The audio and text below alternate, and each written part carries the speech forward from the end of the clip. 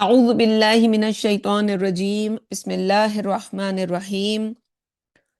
رب اشرح لی صدری ویسر لی امری واحلل عقدۃ من لسانی یفقہوا قولی رب یسر ولا تعسر وتمم بالخیر اللہم ربنا الہمنا رشدنا واعذنا من شرور انفسنا اللہم ارنا الحق حقا وارزقنا اتباعہ وارنا الباطل باطلا وارزقنا اجتنابہ آمین یا رب العالمین۔ سبحانک لا علم لنا الا ما علمتنا وعلی اللہ توکلنا۔ السلام علیکم ورحمۃ اللہ وبرکاتہ۔ امید اور دعا ہے کہ آپ تمام بہنیں خیریت کے ساتھ ہوں گی، اور آج تاخیر کی وجہ یہ بنی کہ میں نے اپنے آپ کو میوٹ ہی رہ کر گفتگو جاری کی، پھر ایک دم نظر پڑی تو پتہ چلا کہ میں نے اپنے آپ کو انمیوٹ کرنا بھول گئی ہوں۔ سبحان اللہ۔ تو آج ہم نے انشاءاللہ اللہ تعالیٰ کا نام لے کے سورہ نساء جو ہے اس کا ترجمہ کرنا ہے، اور کل ہم نے سورہ آل عمران کی تکمیل کی، اور اللہ تعالیٰ کا شکر ہے کہ کل ہماری سورہ آل عمران ختم ہوئی، اور سورہ نساء جو ہے یہ بھی مدنی سورت ہے۔ اوپر آپ کو پیج جو ڈسپلے ہو رہا ہے اس پہ لکھا ہوا نظر آ رہا ہوگا، اور یہ مدینہ منورہ میں نازل ہوئی، اور اس کے شان نزول کے حساب سے اگر ہم گفتگو کریں تو اس کے مرکزی جو موضوع ہیں اس صورت کے اندر، جو خاص خاص ڈسکشنز ہیں، ان میں ایک عورتوں کے حقوق، جیسے کہ اس کا نام ہی سورۃ النساء کا نام ہی جو ہے، یعنی نساء کہتے ہی عورتوں کو ہے، ایک جمع کا لفظ ہے اور جمع مکسر اسے کہا جاتا ہے۔ تو یہ اس طرح یہ ایک جمع کا لفظ ہے، یعنی عورتیں، ان کے حقوق کے اوپر سب سے زیادہ گفتگو ہے، اور اسی طرح اس کے اندر وراثت کے احکامات اور اجتماعی زندگی جو ہے مسلمانوں کی بھی، اور عام طور پر بھی کوئی ریاست جب وجود میں آتی ہے اور وہاں پہ لوگ خاندان قبیلے ہوتے ہوتے، یعنی پچھلے زمانے میں تو ایک فیملی کی زندگی ہوتی تھی، پھر وہ مختلف فیملیز مل کے کوئی قبیلہ محلہ اس طرح سے بنے، اور پھر قبیلوں کی زندگی ہوئی، پھر ان قبیلوں سے جو ہے وہ سمجھ لیں کہ وہ جمع ہوتے ہوتے مختلف قبیلے، کوئی شہر، پھر اس کے بعد ملک، اور اب وہ ایک ریاست کا نظام ہوتا ہے ہمارے یہاں۔ تو اسلامی جو معاشرت ہے اس کے قوانین کہ اگر وہاں پہ اسلام ہوگا تو پھر معاشرے میں کن کن چیزوں کے اوپر خاص توجہ دی جائے گی، اور اگر سبب کے ہیں، سبب نزول کے حساب سے گفتگو کریں تو کیونکہ غزوہ احد کے بعد ہم نے دیکھا کل سورت کے اندر ترجمہ کرتے ہوئے کہ 70 سے زیادہ مسلمان جو ہے ہر گھر میں مدینے کے جو ہے وہ ایک ماتم تھا، ظاہر ہے مرد مرے تھے، تو وہ کوئی بیوی اس کی جو ہے وہ بیوہ ہوئی ہوگی، بچے اس کے یتیم ہوئے ہوں گے، تو کوئی بھائی ہوگا کسی کا، باپ ہوگا کسی کا، شوہر ہوگا کسی کا، تو یہ جو وہاں پہ مسائل نئے جنم لیے، تو یتیموں اور عورتوں کے حقوق کے حوالے سے ان احکام پہ بات ہوئی اس صورت کے اندر۔ اسی طرح ظاہر ہے پھر عورتوں اور یتیموں کے حقوق جو ہیں ان کے وراثت میں کیا قوانین ہوں گے، اس کے اوپر وہاں پہ گفتگو ہوئی، اور معاشرے کی جو اصلاح ہے، یعنی کل ہم نے دیکھا کہ ایک ڈسپلن سکھایا گیا، تو وہ ڈسپلن جنگ کے موقع پہ کس ڈسپلن کی ضرورت ہے، اور ایک معاشرہ جو ہے جب اس کے اندر ڈسپلن نہیں ہوتا، تو جیسے ابھی ہم دیکھ رہے ہیں کہ پاکستان وغیرہ میں ان دنوں میں جو ڈرامہ ایک بہترین چیز ہوتی ہے، جس سے کسی بھی معاشرے کے اندر جو کوئی برائی ہوتی ہے اس کو پوائنٹ آؤٹ کیا جاتا ہے اور لوگوں کو اس کا شعور دیا جاتا ہے۔ ایک تو یہ بھی ایک ذریعہ، ظاہر ہے پچھلے زمانے میں تو یہ ذریعہ ہوتا تھا، آج ہمارے ہاں سمجھ لیں کہ ایسے حالات پیدا ہو گئے ہیں کہ آج ہم جو ہیں وہ بالکل ہی ڈرامے کو صرف ایک فن کے لیے دیکھا کرتے ہیں، تو یہ نہیں ہونا چاہیے۔ ڈرامہ ہر معاشرے میں اسی لیے ہوتا تھا، ماضی میں جب اسے لکھا جاتا تھا تو معاشرے کی کسی برائی پر، تو وہ دیکھ رہے ہیں آج کل ہم ایک دو چیزیں میری نظر سے گزری کہ جس کے اندر دیکھا گیا کہ لوگوں کی ویڈیوز وائرل کر کے، اور یہ ایک ایلیمنٹ اکثر ڈراموں میں نظر آ رہا ہے کہ اس سے پھر جو گھروں کو یا کسی انسان کی زندگی کو تباہ کیا جاتا ہے۔ تو سیکس ڈسپلن جب نہیں ہوگا معاشرے میں، ایک دوسرے کے حقوق کا تحفظ نہیں ہوگا، وہ اس طرح سے بھی یہ چیزیں وائرل ہوتی ہیں کہ کسی کا فون آپ نے چور اس میں تھے ایسی چیزیں موجود، لوگ بعض اوقات اپنی ذاتی استعمال کے لیے انہوں نے رکھی ہوتی ہے، اپنی ان کا کوئی مقصد وائرل کرنا تو نہیں ہوتا، لیکن جس کے ہتھے چڑھتا ہے وہ پھر وائرل کرتا ہے۔ تو تو یہ جو اسلامی تعلیمات ہیں ان پہ زور دیا گیا، معاشرتی اصلاح کے اوپر زور دیا گیا، اور سورہ نساء میں اہم احکامات اگر ان کو ہم چیدہ چیدہ کچھ باتیں کر لیں آگے بڑھنے سے پہلے، تو وراثت، عورتوں اور یتیموں کا جو ان کو حقدار بنایا گیا، اس سے پہلے عورتوں اور یتیموں کا جب کوئی مرتا تو اس میں کوئی جو ہے وہ مالی طور پر اس کا کوئی حق نہیں ہوتا تھا۔ تو یہ آیات 7 سے لے کر 11 تک کی جو آیات ہیں، ان میں یہ احکامات ہیں جن میں عورتوں کو بھی حصہ دار بنایا گیا، وہ ماں ہو سکتی ہے، وہ بیوی ہو سکتی ہے، وہ بیٹی ہو سکتی ہے اور بہن ہو سکتی ہے، کچھ صورتوں میں بہنوں کے پاس بھی پھر وراثت جایا کرتی ہے۔ اسی طرح سے زنا کی سزا، 4 گواہوں کی شرط، وہ یہاں پہ بھی ہم دیکھیں گے، اور آگے جا کے سورہ نور کے اندر بھی یہ احکامات آئیں گے، وہ آیات 15 اور 16 کے اندر۔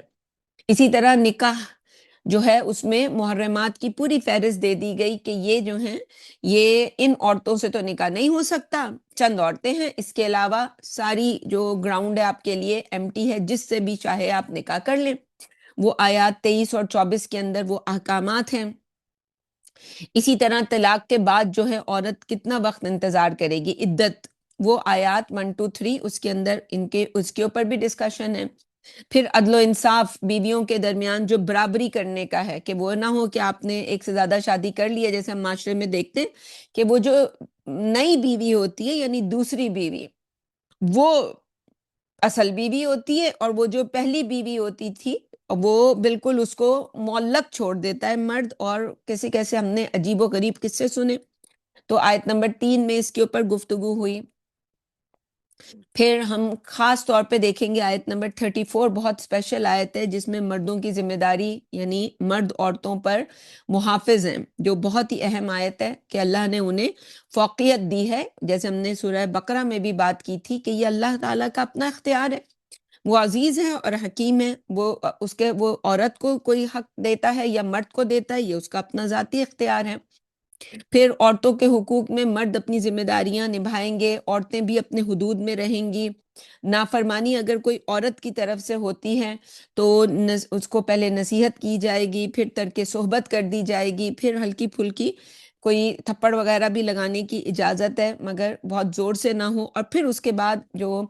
انسان جو ہے وہ ہم وہاں پہ ترجمہ کریں گے کہ حکم دونوں فیملیز کی طرف سے کوئی بڑا آ کے ان کے معاملے کو سالو کرے، اور پھر 5ویں سٹیج میں جا کے مرد طلاق کا کوئی ایکشن لے۔ اس میں عام طور پر دیکھا گیا ہے کہ مرد ترک صحبت تو کرتے نہیں ہیں، یہ تو اتنی تو ان میں حوصلہ ہوتا نہیں ہے، اور وہ ڈائریکٹ جو ہے وہ پہلے ہی سٹیج میں جو ہے وہ باقی سب چیزیں چھوڑ کر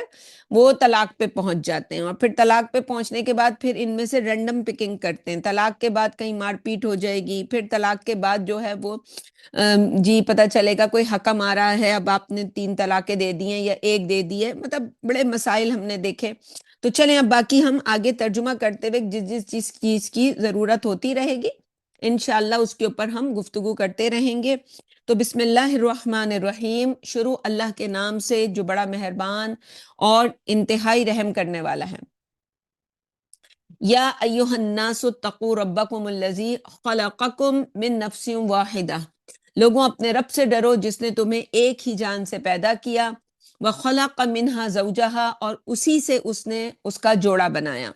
وبث منہما رجالا کثیرا ونساء،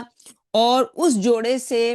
بہت سے مرد اور عورتیں دنیا میں پھیلا دیے، جیسے آدم علیہ السلام اور حوا، ان سے پھر آپ دیکھتے ہیں پوری دنیا میں اس وقت انسانوں کا ایک سمندر ہے۔ واتقوا اللہ الذی تساءلون بہ والارحام، اور ڈرو اللہ سے وہی جس کا تم واسطہ دیتے ہو، اور رشتہ داریوں کا کی حق تلفی سے بچو۔ واسطہ کب دیتے ہو؟ جب تمہاری شادیوں میں مسائل آ جاتے ہیں اور وہ پھنس جاتے ہو کہیں، تو ایک دوسرے کو پھر ہم نے خود لٹرلی دیکھا کہ پھر مردوں یا عورتوں کے پاس ایک ہی بات کہنے کی ہوتی ہے کہ اللہ کے نام پر ہمیں معاف کر دو، اس سے پہلے تو انسان بھولا ہوتا ہے، اور یہ آیت نبی اکرم صلی اللہ علیہ وسلم نے جو ہے ان کی سنت کے مطابق یہ نکاح کی جو خطبہ ہوتا ہے اس کے اندر بھی پڑھی جاتی ہے، اسی لیے کہ اس وقت انسان کو یہ تلقین کی جائے شادی کے وقت، نکاح کے وقت، کہ آپس میں جو رشتہ تم بناؤ گے اس رشتے کو تم تقوی کی بنیاد پہ رکھو گے تو ساری زندگی تم ایک اچھی زندگی، اللہ کے سامنے تمہیں شرمندگی نہیں ہوگی قیامت والے دن، کہ اللہ تیرے کہنے پر ہم ہسبینڈ اور تو نے شریعت دی تھی اس کے مطابق ہم میاں بیوی کے رول میں جو ہیں وہ بن گئے تھے، اور پھر اس کے بعد ہم نے تیرے لیے اس رشتے کو نبھایا۔ ایون یہ کہ ہم تو یہی کہتے ہیں کہ اولاد کے ساتھ بھی جب انسان معاملہ کرے تو اللہ سے ڈر کے کرے کہ یہ رول اللہ نے دے دیا، ان کو میرا بچہ بنایا ہوا ہے دنیا میں، آخرت میں مرتے ہی کیونکہ یہ سارے رشتے منقطع ہو جائیں گے تو وہاں اللہ تعالیٰ پوچھے گا کہ ہم نے ان کے ساتھ کیا معاملہ کیا، کیا ہم نے ان کو اپنی ملکیت سمجھ کے، شوہر نے بیوی کو اپنی ملکیت سمجھ کے اس کو گائے بکری جیسا اس کے ساتھ معاملہ کیا، یا بیوی نے شوہر کو اپنے کنٹرول میں لے لیا تھا اور اس کے بعد اس کو جو ہے وہ ایک زرخرید غلام بنا کے اس کے ساتھ معاملہ کیا، یا بچوں کے ساتھ ہم نے وہ زیادتی کی جو ان کے ساتھ نہیں کرنی چاہیے تھی۔ تو نکاح کے وقت ہی یہ تلقین کر دی جائے خاص طور پر کہ اس رشتے کو تقوی کے ساتھ اگر نبھاؤ گے، ایک تو نبھایا ہی تقوی کے ساتھ جا سکتا ہے، دوسرا جب ہم اللہ نہ کرے دنیا میں یہ رشتہ ختم ہو اور اس رشتے کے ختم ہونے کے بعد ہمیں جو ہے ہمیں جدائی ہماری زندگیوں میں ہو جائے تو اس وقت وَمَن يَتَّقِ اللَّهَ جس نے اس رشتے کو تقوی کے ساتھ گزارا ہوگا، اللہ کیا کرے گا کہ اس کے لیے اس مشکل سے نکلنے کا راستہ نکال دے گا۔ لیکن جس نے اس رشتے کو اپنی ذات کے لیے، اپنے کسی مفاد کے لیے، وہ جو میں اکثر سمجھاتی ہوں کہ وہ ایک پارٹی کہے کہ ہم لڑکے والے ہیں تو ہمارا حق زیادہ ہے، وہ لڑکی کہے کہ ہم لڑکی والے ہیں تو ہمارا حق زیادہ ہے، اگر یہ والا کھیل ہم نے لڑکے والے اور لڑکی والے کا کھیل کھیلا تو اس کا مطلب ہے کہ ایک ناکام شادی ہم نے کی، ناکام نکاح کیا، اس کا انجام بھی ناکامی پہ ہی ہوگا، اور آخرت میں اس کے بدلے ہمیں بہت بڑا کوئی رینسم اللہ کو دینا ہوگا، ہمیں نہیں پتا ہمیں کیسے چھوٹ ملے گی، کیونکہ اللہ کی اس پوری دنیا جو اللہ کا کنبہ ہے اس کی بنیادی اکائی تو وہ ہسبینڈ اینڈ وائف ریلیشن شپ تھا جہاں سے کہانی شروع ہونی تھی، اس کی بنیاد اللہ کے تقوی پر ہونی چاہیے تھی۔ تو بعد میں جو تم ایک دوسرے کو واسطے دو گے، آج ہی اس کو اگر تم نے بنیاد سے ہی اس بات کا خیال رکھا، اگر وہ کوئی لڑکے والا جو ہے اپنے حقوق کو زیادہ کر کے اور اپنے آپ کو سپیریئر سمجھ کے کہ وہ ہمارے ہوتے ہیں کہ جی میں تو لڑکے کا ابا ہوں اور میں تو ساس صاحبہ ہوں، لڑکے کی اماں ہوں، تو میری تو ساری زندگی جو ہے جے ہے، اور وہ جو لڑکی والے ہیں وہ دبکے، اور آج کے زمانے میں ہم دیکھتے ہیں کہ وہ لڑکی والے، وہ لڑکی کا چلتا ہے سارا زور تو وہ لڑکی والے کہتے ہیں کہ آج تو ہماری جے ہے، تو یہ جے جو ہے اللہ کی ہو، جے کسی لڑکے یا لڑکی والے کی نہ ہو، اگر اس طرح سے ہم نے رشتہ گزارا ہوگا تو کل اللہ کیا ہم کسی بھی موڑ پہ شادی کے اس نے کہا کہ ہم اللہ کے سامنے کھڑے ہو کے وہ مانگ سکتے ہیں کہ اللہ ہم نے تیرے نام پہ اس رشتے کو گزارا تھا، آج تو ہماری مدد کر۔ تو ان اللہ کان علیکم رقیبہ، یقین رکھو کہ اللہ تمہاری نگرانی کر رہا ہے اس رشتے میں، اللہ کیا کر رہا ہے؟ تمہاری نگرانی کر رہا ہے۔ رقیب جو ہوتا ہے بالکل ساتھ تمہیں بہت کلوزلی نوٹ کر رہا ہے کہ تم نے اس رشتے کو کیسے گزارا۔ اور اب آگے آیات کھل رہی ہیں کہ وَآتُوا الْيَتَامَى أَمْوَالَهُمْ، اور یتیموں کے مال جو تمہاری تحویل میں ہیں ان کے حوالے کرو، وَلَا تَتَبَدَّلُوا الْخَبِيثَ بِالطَّيِّبِ، اور اچھے مال کو خراب مال سے تبدیل نہ کرو، وَلَا تَأْكُلُوا أَمْوَالَهُمْ إِلَىٰ أَمْوَالِكُمْ، اور ان یتیموں کا مال اپنے مال کے ساتھ ملا کر مت کھاؤ، إِنَّهُ كَانَ حُوبًا كَبِيرًا، یقیناً یہ بڑا سخت گناہ ہے۔ وَإِنْ خِفْتُمْ أَلَّا تُقْسِطُوا فِي الْيَتَامَى، اور اگر تمہیں اندیشہ ہو کہ تم یتیم لڑکیوں کے معاملے میں عدل نہ کر سکو گے، یعنی ان سے نکاح نہ کرو، یعنی جب آپ کسی یتیم کو اپنے گھر لے آئیں گے تو ظاہر ہے اس کے پیچھے اس کا باپ بھائی تو ہے نہیں، تو ہمارے ہاں تو مرد پھر پرواہ نہیں کرتے، یہ چماٹ ادھر سے لگایا، اس کے حقوق کا پتہ نہیں، اور بلکہ اس کو پیروں کی، یعنی مرد کی، یعنی ہر مرد کی نہیں، لیکن ہم دیکھتے ہیں کہ مرد کے اندر اگر اس کو اسلام نے سیدھا نہ کیا ہو، اس نے اسلام کو اپنے اندر ڈھال نہ لیا ہو،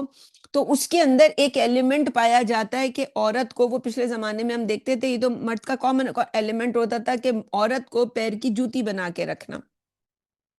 اگر اسلام نہ ہو، اسلام اس کو یہ سکھاتا ہے، وہ جیسے حضرت عمر نے بھی کہا تھا نا کہ مدینے آ کے جب عورتوں کی زبانیں کھل گئی تھی یہ دیکھ کر کے نبی صلی اللہ علیہ وسلم کی بیویاں ان سے کس طرح گفتگو کرتی ہیں کہ تم وہی ہو جو مکے میں جس کی مجال نہیں ہوتی تھی کہ مرد کے سامنے کوئی کچھ بولے. تو یہ تو پہلے یہی دنیا تھی کہ عورت تو نہیں بولتی تھی، اور مرد جو ہے وہ اس کے ساتھ کچھ ایسا بیہیویئر اس کا ہوتا تھا. لیکن یہ تو اسلام نے آ کے عورت کو یہ عزت دی. ہم عورتوں کو تو اسلام کا ہم جتنا بھی شکر ادا کریں اتنا کم ہے کہ اسلام نے آ کر ہم کو یہ ماحول دیا، یہ ہم کو عزت دی کہ آج مرد جو ہیں ہمیں اپنے شانہ بشانہ سمجھتے ہیں. ہاں شانہ بشانہ ہے عورت مرد ایک دوسرے کے، جب تک وہ میاں بیوی نہیں ہیں. آگے جا کے جو ہم نے کہا آیت نمبر 34 میں جو حکم آئے گا کہ once you become husband and wife، اب مرد کا ایک درجہ اونچا ہو گیا ہے، ورنہ مرد اور عورت دونوں کے حقوق بالکل برابر ہیں.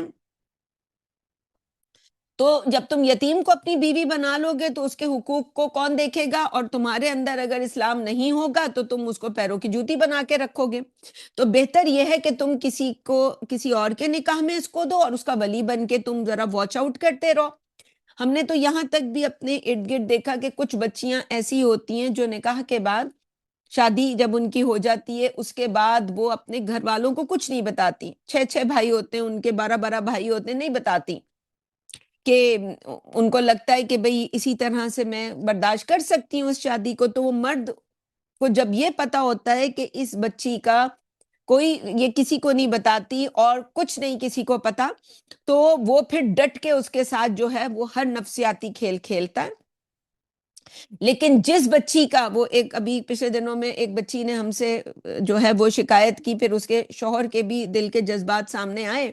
کہ بچی نے کہا کہ بھئی وہ میاں کو، وہ بچی جو ہے وہ خواب میں اکثر دیکھتی، ایسے خواب شیطان دکھاتا ہے کہ میرا شوہر مجھے چھوڑ دے گا، تو اسے یہ ڈر لگا رہتا تھا کہ میرا شوہر مجھے چھوڑ دے گا. تو بچی نے اپنے شوہر سے یہ ذکر کر دیا، 1 دفعہ کیا، 2 دفعہ کیا، شوہر سمجھاتا رہا، وہ کوئی اللہ والا تھا کہ بھئی وہ سمجھاتا رہا کہ بھئی ایسا سوچنے کی بھی ضرورت نہیں ہے، جیسے انبیاء اپنی بیویوں کو نہیں چھوڑتے. جیسے ہم نے دیکھا نوح علیہ السلام، لوط علیہ السلام، بیویاں جو ہیں وہ مشرکہ ہیں یا وہ شوہروں کے ساتھ آنیسٹ نہیں ہیں، پھر بھی انہوں نے طلاق نہیں دیے. تو انہوں نے دلیل دی اللہ والے نے کہ بھئی یہ تو ہو ہی نہیں سکتا کہ، لیکن بیوی جو ہے وہ ہر دوسرے دن ایسا خواب دیکھے. تو ایک دن شوہر نے ایک لگا دیا اس کو منہ پہ تھپڑ کے بھئی یہ سمجھ نہیں رہی ہے. تو وہ بعض اوقات مرد جو ہیں اس کے اندر انرجی زیادہ ہوتی ہے، وہ جب عورت کو مارتا ہے، وہ عورت کو کبھی مرد سے پٹی نہیں ہوتی، کبھی ماں سے پٹی ہو تو وہ عورت ہی ہوتی ہے، تو انرجی کا اندازہ نہیں ہوتا. تو بچی نے بتایا کہ انہوں نے اپنے گھر کے مردوں کو یہ بات بتا دی. تو وہ پتا چلا، بس وہ پھر ایک ہی دفعہ ہاتھ اٹھا تھا مرد کا، چاہے وہ اللہ والا تھا، لیکن پھر اس کے بعد اس کی ہمت نہیں ہوئی. ہو سکتا ہے بچی نے بھی دوبارہ خواب نہ دیکھا ہو ایسا، اور اس کے ساتھ بھی یہ معاملہ نہ ہوا ہو، لیکن یہ کہ پھر یہ نہ ہوا. تو جب پیچھے کوئی ہو آپ کے سوال جواب کرنے والا، تو آپ ذرا اس بچی کے ساتھ آپ کا معاملہ ذرا پھر احتیاط کا ہوتا ہے. تو وہی احتیاط کے لیے کہا گیا فَانْكِحُوا مَا طَابَ لَكُم مِّنَ النِّسَاءِ، بلکہ ان کے علاوہ اپنی پسند کی عورتوں سے نکاح کرو، مثنا و ثلاثہ و رباع. اور وہ نکاح کیسا ہو سکتا ہے؟ یعنی ایک بیوی ہے اس کے اوپر تم کوئی دوسری لا سکتے ہو، یعنی 2 بیویاں 2 رکھ سکتے ہو. 3 3 3، یعنی ایک مرد کی 3 بیوی، کسی اور مرد کی 3، اور 4 4.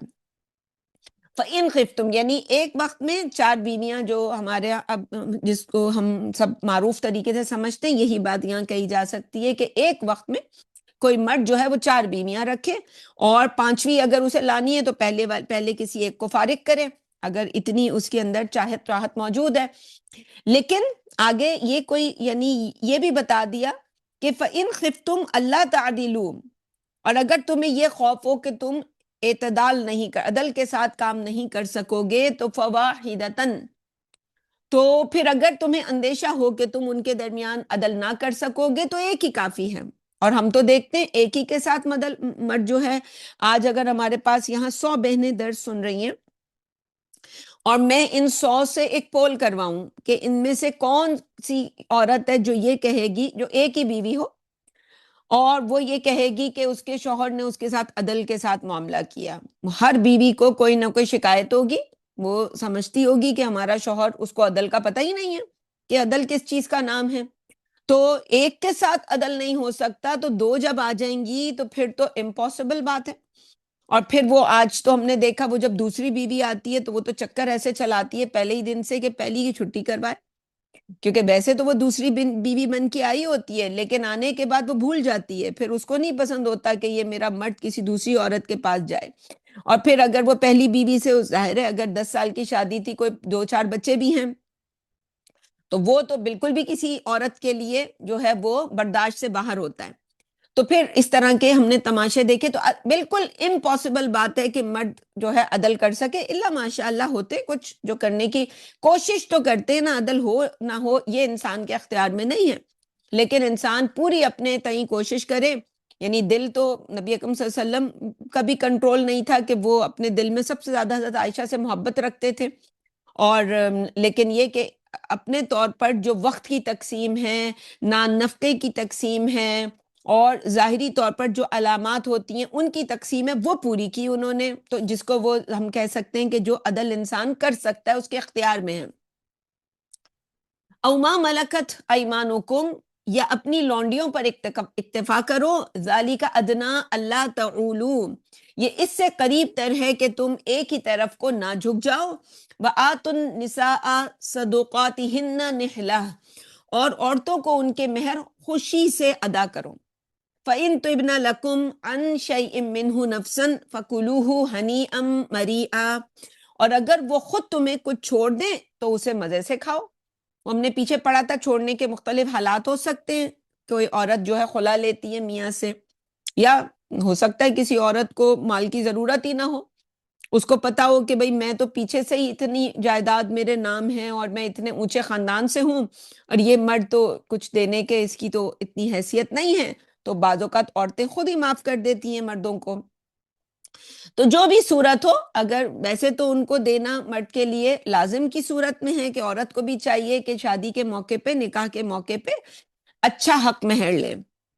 اور آگے جا کے آئے گا کہ اگر سونے کے قنطار بھی دیے ہوں تم نے تو عورت اتنا بھی مانگ سکتی ہے اگر مرد جو ہے وہ اتنی اس کی حیثیت ہے. تو فَإِن طِبْنَ لَكُمْ عَنْ شَيْءٍ مِّنْهُ نَفْسًا فَكُلُوهُ هَنِيئًا مَرِيئًا وَلَا تُؤْتُوا السُّفَهَاءَ أَمْوَالَكُمُ الَّتِي جَعَلَ اللَّهُ لَكُمْ قِيَامًا،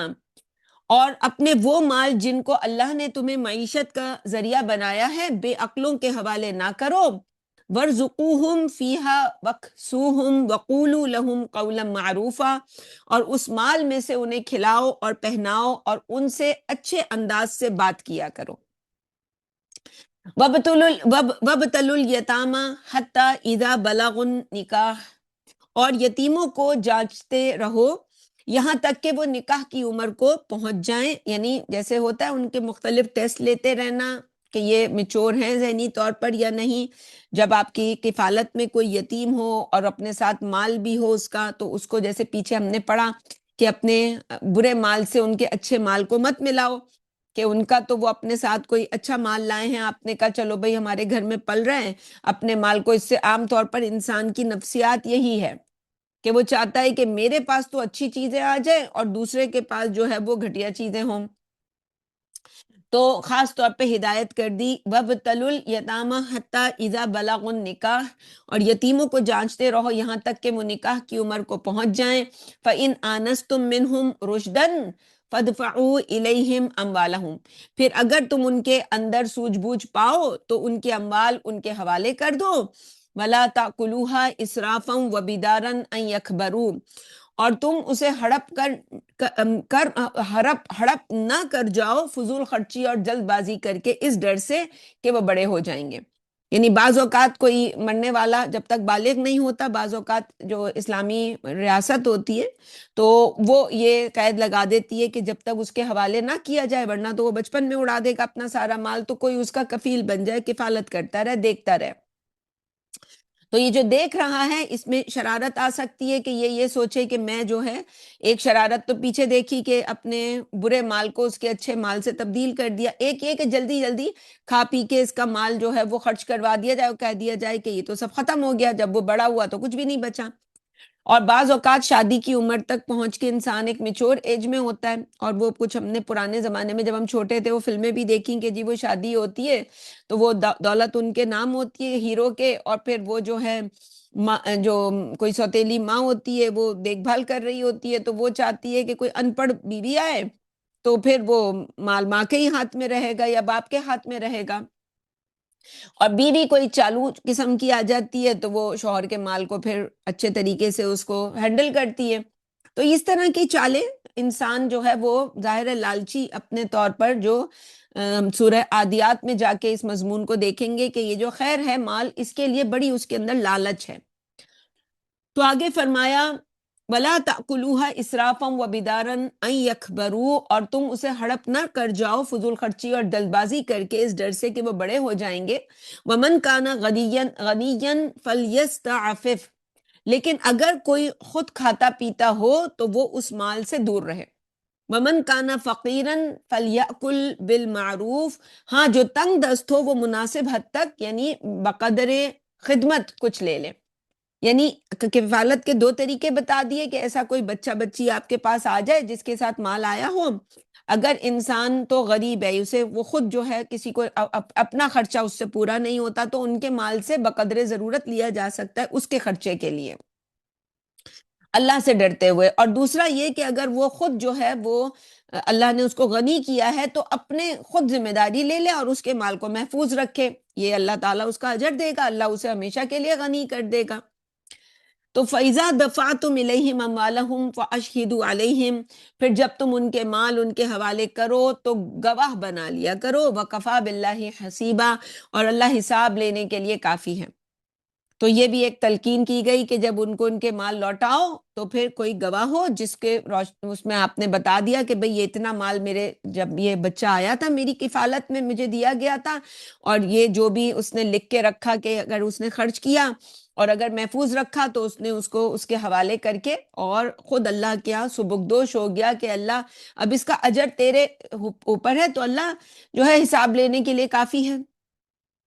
تو ہم کہیں گے اس سے بڑا اللہ والا کوئی نہیں جس نے قرآن کی اس آیت پہ عمل کر لیا کہ اللہ نے اس کو ایسے کسی حالات میں ڈالا، کوئی یتیم اس کے گھر آیا اور اس نے بڑی احتیاط کے ساتھ اس مال کی حفاظت کی، اس یتیم کو بڑے ہونے تک، اس کو میچور ہونے تک اس کے ساتھ یہ کام کیا اور پھر اس کے ہاتھ میں دے دیا۔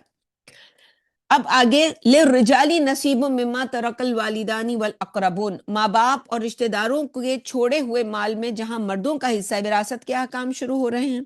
وَلِلنِّسَاءِ نَصِیبٌ مِّمَّا تَرَکَ الْوَالِدَانِ وَالْأَقْرَبُونَ،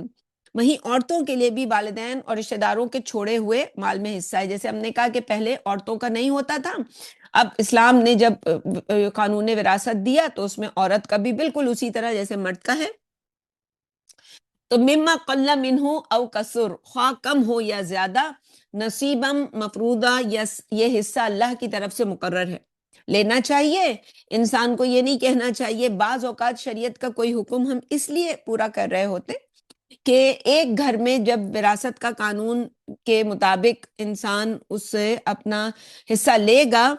تو اس کا فائدہ یہ چاہے کم ہو، اس کا فائدہ یہ ہوگا کہ گھر گھر میں یہ ڈسکشن ہوں گے، لوگوں کو شعور پیدا ہوگا۔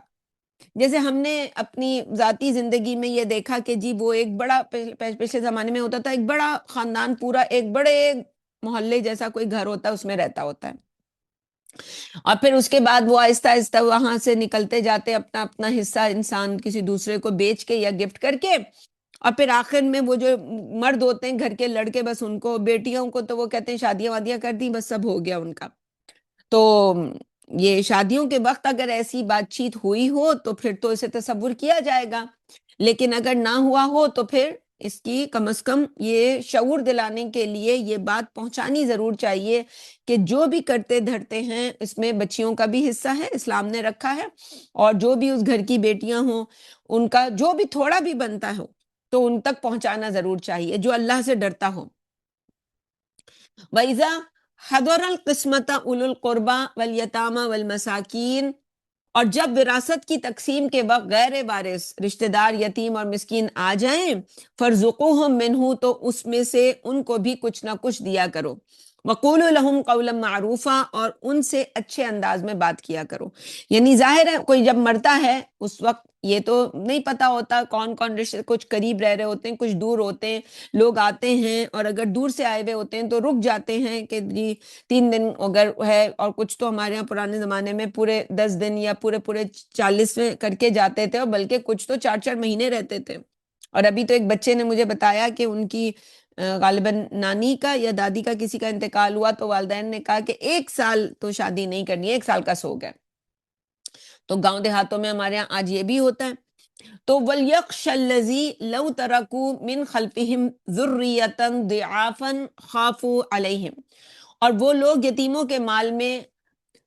جو ہے وہ خود برد کرنے سے ڈریں، جو اگر اپنے پیچھے کمزور بچے چھوڑ کر جائیں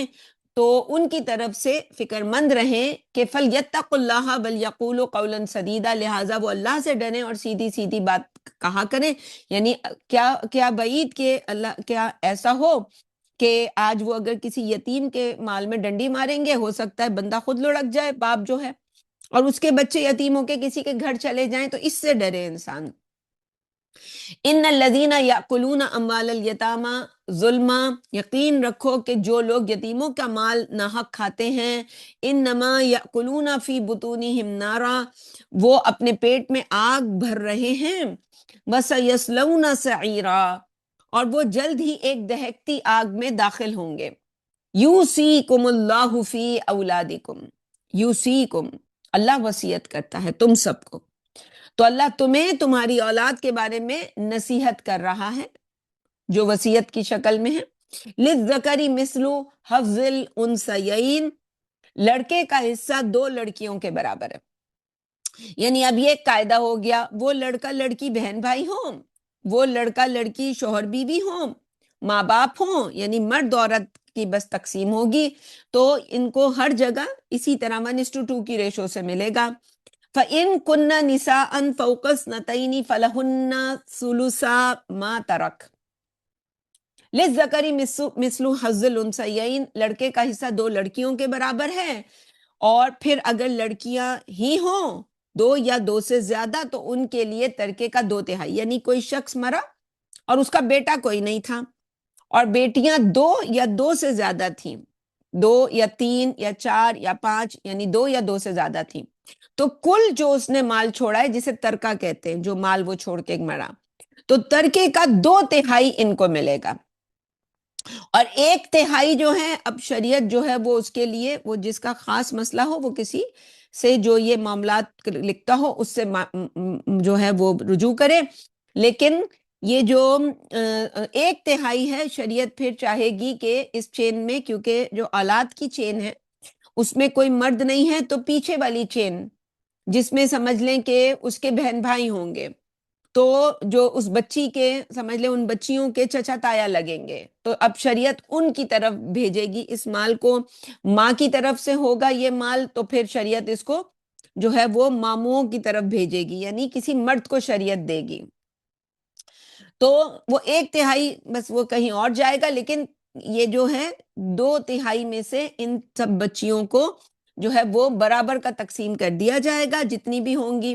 وَإِن كَانَتْ وَاحِدَةً فَلَهَا النِّصْفُ، اور اگر ایک ہی لڑکی ہو تو اسے کل مال کا آدھا ملے گا، اور آدھا پھر شریعت ان پیچھے والی چین کے کسی مرد کو تلاش کر کے اس چین میں دے گی پیسہ، تاکہ کوئی کفیل ہو ان بچیوں کا۔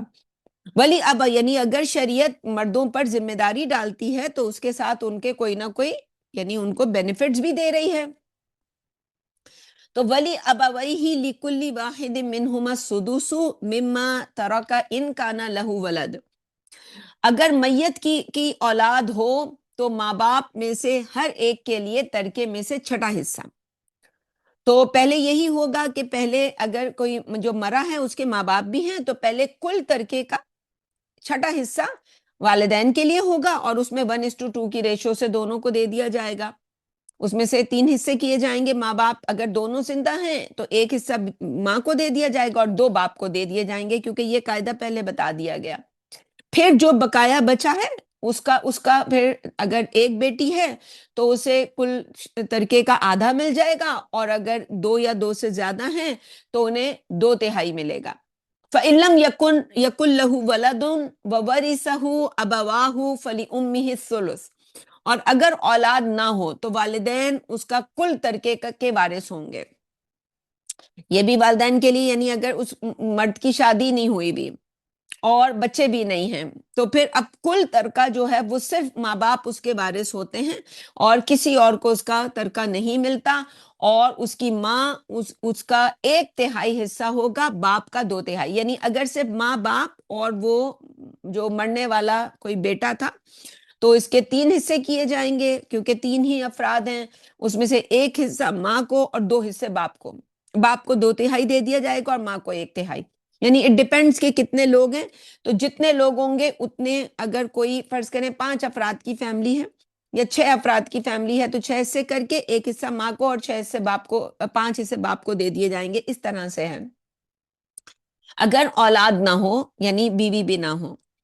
اور اولاد، شادی شدہ نہیں تھا، فَإِن كَانَ لَهُ إِخْوَةٌ فَلِأُمِّهِ السُّدُسُ. اور اگر مرنے والے کے بھائی ہوں تو ماں کے لیے چھٹا حصہ ہوگا. اور من بعد وصیت یوصی بہا او دین. اور یہ ساری تقسیم مرنے والے کی وصیت پر عمل اور اس کے ذمے قرض کی ادائیگی کے بعد ہوگی. یعنی اب کسی کی بھی جو ہے ترکہ جو ہے وہ تقسیم ہو رہا ہو تو اس کے لیے سب سے پہلے یہ دیکھا جائے گا کہ مرنے والے نے کوئی وصیت کی تھی. وصیت جو ہے وہ ہم نے پہلے بھی ذکر کیا تھا جب سورہ بقرہ میں وہ آیت آئی تھی جو پہلے اس سے جو وصیت کا قانون تھا کہ کتب علیکم، کہ ان طرح کا کہ جو لوگ ترکہ چھوڑیں ان کے لیے وہ لکھ کے جائیں. یہ بھی ایک پہلے جو ہے شریعت کا حکم تھا، لیکن بعد میں جب پورا وصیت کا قانون جو ہے آ گیا، اللہ تعالیٰ نے خود بتا دیے سب کے حصے، تو انسان کوئی بھی مرنے والا ان کے حق میں تو نہیں لکھ سکتا جن کے حصے شریعت بتا رہی ہے، یعنی جس کے اندر ماں باپ، بیوی، شوہر اور اولاد، اور بعض صورتوں میں بہن بھائی. جب آپ کی، جیسے ہم نے کہا، ایک چین میں بیٹا نہیں ہے تو پھر پچھلی چین میں جائے گا تو شریعت نے اس کا حق بتا دیا ہے. تو ان کے لیے تو آپ کوئی وصیت نہیں لکھ سکتے. وصیت لکھ سکتے ہیں 1/3 مال میں، یا 1/4 انسان کر لے یا اس سے کم، جتنا بھی انسان کرنا چاہے اس میں وصیت لکھی جا سکتی ہے ان کے لیے جن کے لیے شریعت نے حصے نہیں لکھے. جیسے مثال کے طور پر، ٹیکنیکل مثال ہے، لوگوں کو ذرا کھلتی بھی ہے کچھ لوگوں کو، ظاہر ہے جس کا یہاں جس کے ساتھ یہ ہوا ہو اس کو تو پھر شریعت کا یہ حکم پسند نہیں آ رہا ہوتا. جیسے ہم نے کہا اگر بیوی کو شوہر نے طلاق دے دی ہے تو بیوی کو تو یہ حکم پسند نہیں آئے گا شریعت کا کہ جی ایک دیے اور دینے کے فوراً بعد دوسرے دن آ گیا رجوع کرنے کے لیے. اب بیوی کے پاس تو چوائس نہیں ہے، اسے جانا ہے. اس کے بھائیوں کو پتا چلا، وہ انہیں بھی آگ لگی ہوئی ہے کہ اس نے کیسے میری بہن پہ ہاتھ اٹھایا.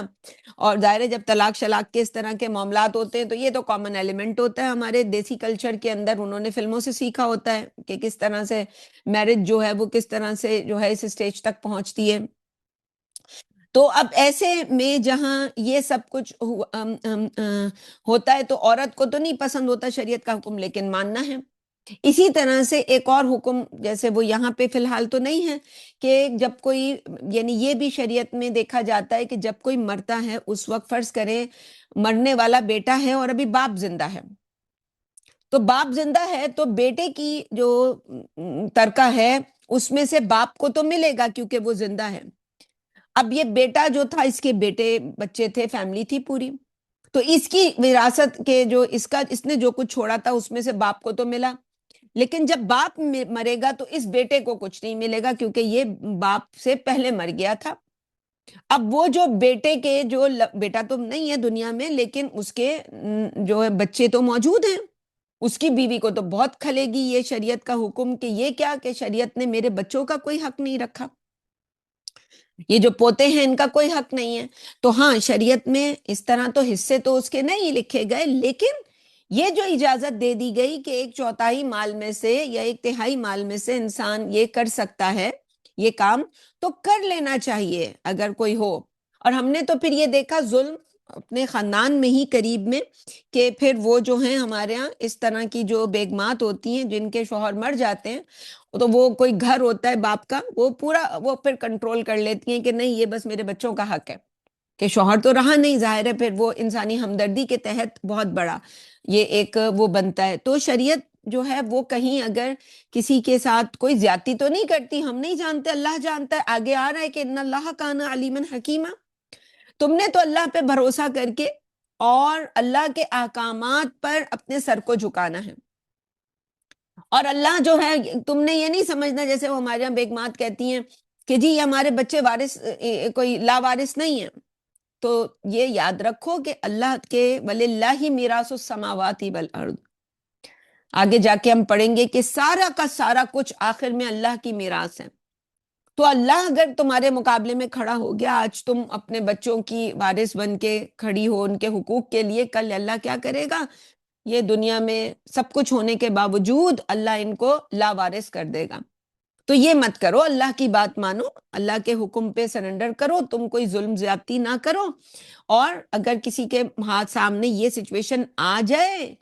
کہ باپ زندہ ہو اور بیٹا مر گیا ہو، اور اس کی تو وہ لکھنی چاہیے جہاں شریعت نے وصیت کا حکم دیا ہے، تو وصیت لکھی جا سکتی ہے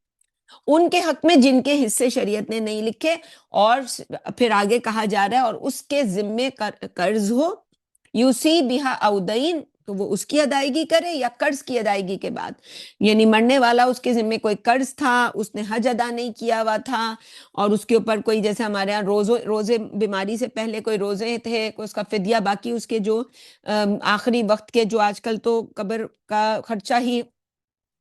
کس قدر ہوتا ہے اس کے سارے خرچے، تو اگر اس نے مال چھوڑا ہے تو اسی کے مال سے یہ خرچہ کرے۔ اور اس نے کوئی وصیت لکھی ہے کہ بھئی میرے مرنے کے بعد میرے مال میں سے اتنا جو ہے ایک تہائی کسی مسجد میں، کسی مدرسے میں، کسی میرے استاد کو، کسی میرے خاص بعض اوقات یہ ہوتا ہے کہ اولاد تو جو ہے وہ اس وقت کوئی خدمت نہیں کرتی، لیکن کوئی دور کا رشتہ دار ہوتا ہے وہ خدمت کرتا ہے، تو انسان اس کے حق میں لکھ سکتا ہے جس کے شریعت نے حصے نہیں لکھے۔ اور دوسری صورت میں اپنی زندگی میں انسان اپنی اولاد کو کچھ بھی ہبہ کر دے، وہ ہبہ ہوگا، اس میں پھر یہ نہیں ہوگا کہ بیٹی کو آدھا اور بیٹے کو پورا ملے گا، یعنی ایک حصہ بیٹی کا اور لڑکے کے دو حصے، ایسا نہیں ہوگا۔ اس میں تو آپ برابری کریں گے۔ جب کوئی ماں باپ اپنی زندگی میں ہبہ کریں گے کسی کو کچھ، فرض ہم نے دیکھا ہمارے کچھ رشتہ داروں نے یہ کیا کہ اپنی زندگی میں ان کے پاس جو بھی جائیداد تھی وہ 4 گھر بنا کے 2 بیٹیوں اور 2 بیٹوں کو ایک جیسی تقسیم کی، یہ ہبہ ہے۔ ہبہ کرنے میں یہ نہیں کیا جائے گا کہ 1:2 کی ریشیو، لیکن ہبہ کا مطلب ہوتا ہے آپ نے ان کے نام کر دیا، وہ ان کے ہو گئے۔ مجھ سے اگر کوئی پوچھے گا کہ ہبہ کر دینا چاہیے تو میں کب کہوں گی کبھی نہیں کرنا چاہیے۔ کیوں؟ کیونکہ وہ پھر اس کے بعد جیسے ابھی ہم نے کہا پھر کوئی اولاد آپ کو نہیں پوچھتی، کوئی بیٹی آپ کو رکھ لے، لیکن یہ کہ وہ پھر بیٹے تو آپ سے ماں باپ کو بس وہ بوجھ ہی سمجھتے ہیں کہ جلدی سے ٹلیں، کیونکہ ان کو تو جو ملنا ہوتا ہے مل چکا ہوتا ہے۔ تو ماں باپ کو اپنے اس شریعت کے بس اپنی ایک وصیت لکھیں کہ میری مرنے کے بعد میری جو وصیت ہے اس کو جو ترکہ ہے اس کو احکام شریعت کے مطابق جو ہے وہ تقسیم کر کیا جائے۔ اور اس میں وہ اگر آخری وقت میں کسی نے ان کی کوئی خدمت کی ہے، کوئی خاص خیال رکھا ہے، تو اس کو ضرور کچھ نہ کچھ دیں، یا ایسے لوگ جو موت کے وقت ان کے وہاں موجود ہیں، کوئی غربا ہیں، لوگ مسجدوں میں دیتے ہیں، یعنی اپنے صدقہ جاریہ کے لیے۔ تو وہ جو حدیث میں آتا ہے نا کہ آپ کے ساتھ جو چیزیں آپ کے ساتھ چلی جاتی ہیں ان میں وہ اعمال جو آپ نے صدقہ جاریہ کے طور پر کیے ہوتے ہیں، تو اپنے مال کا ایک بڑا حصہ اگر انسان اس کام کے لیے کرے، لیکن اس کے لیے بس 1/4 مال سے زیادہ یا 1/3 مال سے زیادہ نہ کرے۔ اور باقی جو ظاہر ہے اللہ نے جن کے حصے رکھے ہیں ان کو اللہ نے دیا، انسان کو ان پہ غصہ ہو، بیٹوں پہ غصہ ہو، بیٹیوں پہ غصہ ہو اور آنکھ کر دیں، آنکھ کرنے سے کوئی آنکھ نہیں ہوتا۔ شریعت نے جن کا حصہ لکھا، الا یہ کہ کوئی اسلام سے باہر ہو گیا ہو، کوئی مرتد ہو گیا ہو تو وہ تو جب اسلام سے نکل گیا تو اب اس کو تو ماں باپ اگر مسلمان ہیں تو اس کی وراثت میں سے کوئی حکم نہیں ملے ہوگا، لگے گا اس پر. لیکن پھر بھی جب بھی کسی کے زندگی میں ایسے حالات آئیں تو خاص طور پہ جیسے اب ہمارا یہ درس سن کے انسان فیصلہ نہ کرے بلکہ کسی مفتی کو اپنے احوال لکھے کہ جی ہماری والدہ یا والد جو مرے ہیں ان کی یہ اس وقت جو ان کے ورثاء میں یہ لوگ ہیں اور اتنا ترکہ انہوں نے چھوڑا ہے، یہ قرضہ تھا اور یہ جو بھی صورتحال ہے، اور وہ پھر بتائیں گے کہ کس کا کتنا حصہ ہے. اپنی زندگی میں انسان وصیت لکھ سکتا ہے کسی اسلامی اسکالر سے جہاں یہ کام ہوتا ہو. یہی مفتی جو ہوتے ہیں دارالفتہ وغیرہ میں وہ یہ کام کرتے ہیں کہ آپ ان کو اپنی زندگی میں بتا دیں کہ یہ ایسٹس ہیں ہمارے، تو وہ پورا آپ کو ذائچہ بنا کے دے دیتے ہیں کہ جی اس کا اتنا حصہ، اس کا وہ آپ انسان دستخط کر کے محفوظ کر لے کہ جب میں مروں تو اس طریقے سے تقسیم کر لو. تو آپ کے ہاتھ میں کنٹرول رہنا چاہیے. اپنی زندگی میں اپنے بچوں کے نام نہ کرے انسان، چاہے بیٹیاں ہی ہوں، کہ انسان اپنی زندگی میں ہبہ کر سکتا ہے، ہم نے کہا اس کی اجازت ہے، لیکن کرنا چاہیے یا نہ کرنا چاہیے یہ علیحدہ بات ہے. شوہر بیویوں کے نام گھر کر دیتے ہیں، ہم ان کو بھی منع کریں گے. ویسے تو یہاں شوہر نہیں ہے جو سن رہے ہوں، لیکن ہم منع کریں گے. کیوں؟ کیونکہ اگر یہ عورت فرض کریں کہ یہ مرد مر جاتا ہے تو اب آپ نے کیونکہ عورت کے نام یہ کام گھر کیا ہوا تھا، تو کیا ہوگا کہ یہ عورت اگر کسی سے شادی کرتی ہے، یعنی اب اگر یہ مرد کے نام ہوتا گھر تو اس کے مرنے کے بعد یہ اس کے بچوں کو ملتا، اور بیوی کو صرف، ابھی ہم آگے پڑھیں گے کہ صرف 1/8 ملتا اس میں، لیکن اور اس کے بچوں کا حق ہوتا اور انہی کا حق ہے. لیکن کیونکہ عورت کے نام کیا ہوتا ہے، اب یہ عورت کسی سے نکاح کرتی ہے اور فرض کریں مرد کو پتا ہے کہ یہ اپنے ساتھ اتنی جائیداد لائی ہے، وہ دیکھتے ہیں نا دوسری شادی کے لیے پھر وہ مرد یا عورتیں کس طرح لڑکاتے ہیں پہلے اپنے شوہر یا بیوی کو. وہ تو پہلی بیوی میں ہی کسی کے مال کا ایلیمنٹ شامل ہو تو وہ چاہتے ہیں کہ ابھی کل ہی ہماری گھر میں کسی کا ذکر ہو رہا تھا کہ کینسر سے کوئی بہن ان کا انتقال ہوا اور انہوں نے کوئی انشورنس کروائی ہوئی تھی، اور وہ انشورنس ایسی تھی کہ جس گھر میں رہ رہی ہیں وہ شوہر کے نام ہو جائے گا.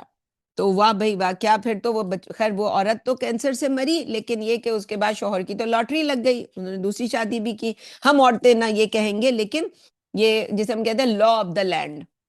تو لا آف دا لینڈ میں تو پھر اس طرح کی چیزیں ہوں گی. کوئی لالچی آپ کے ساتھ آپ کا جیون ساتھی ہوا تو اور مسائل ہوں گے. تو مال اگر مرد کا ہے تو اسے بیویوں کی محبت میں گھر بار ان کے نام نہیں کرنا چاہیے. لیکن اگر کوئی مرد کرتا ہے تو ہمیں بڑی، جیسے اگر میں بیوی ہوں اور میرے شوہر میرے نام یہ کام کر دے تو مجھے تو بڑی اچھی لگے گی یہ بات، مرد کو ایسا کرنا چاہیے.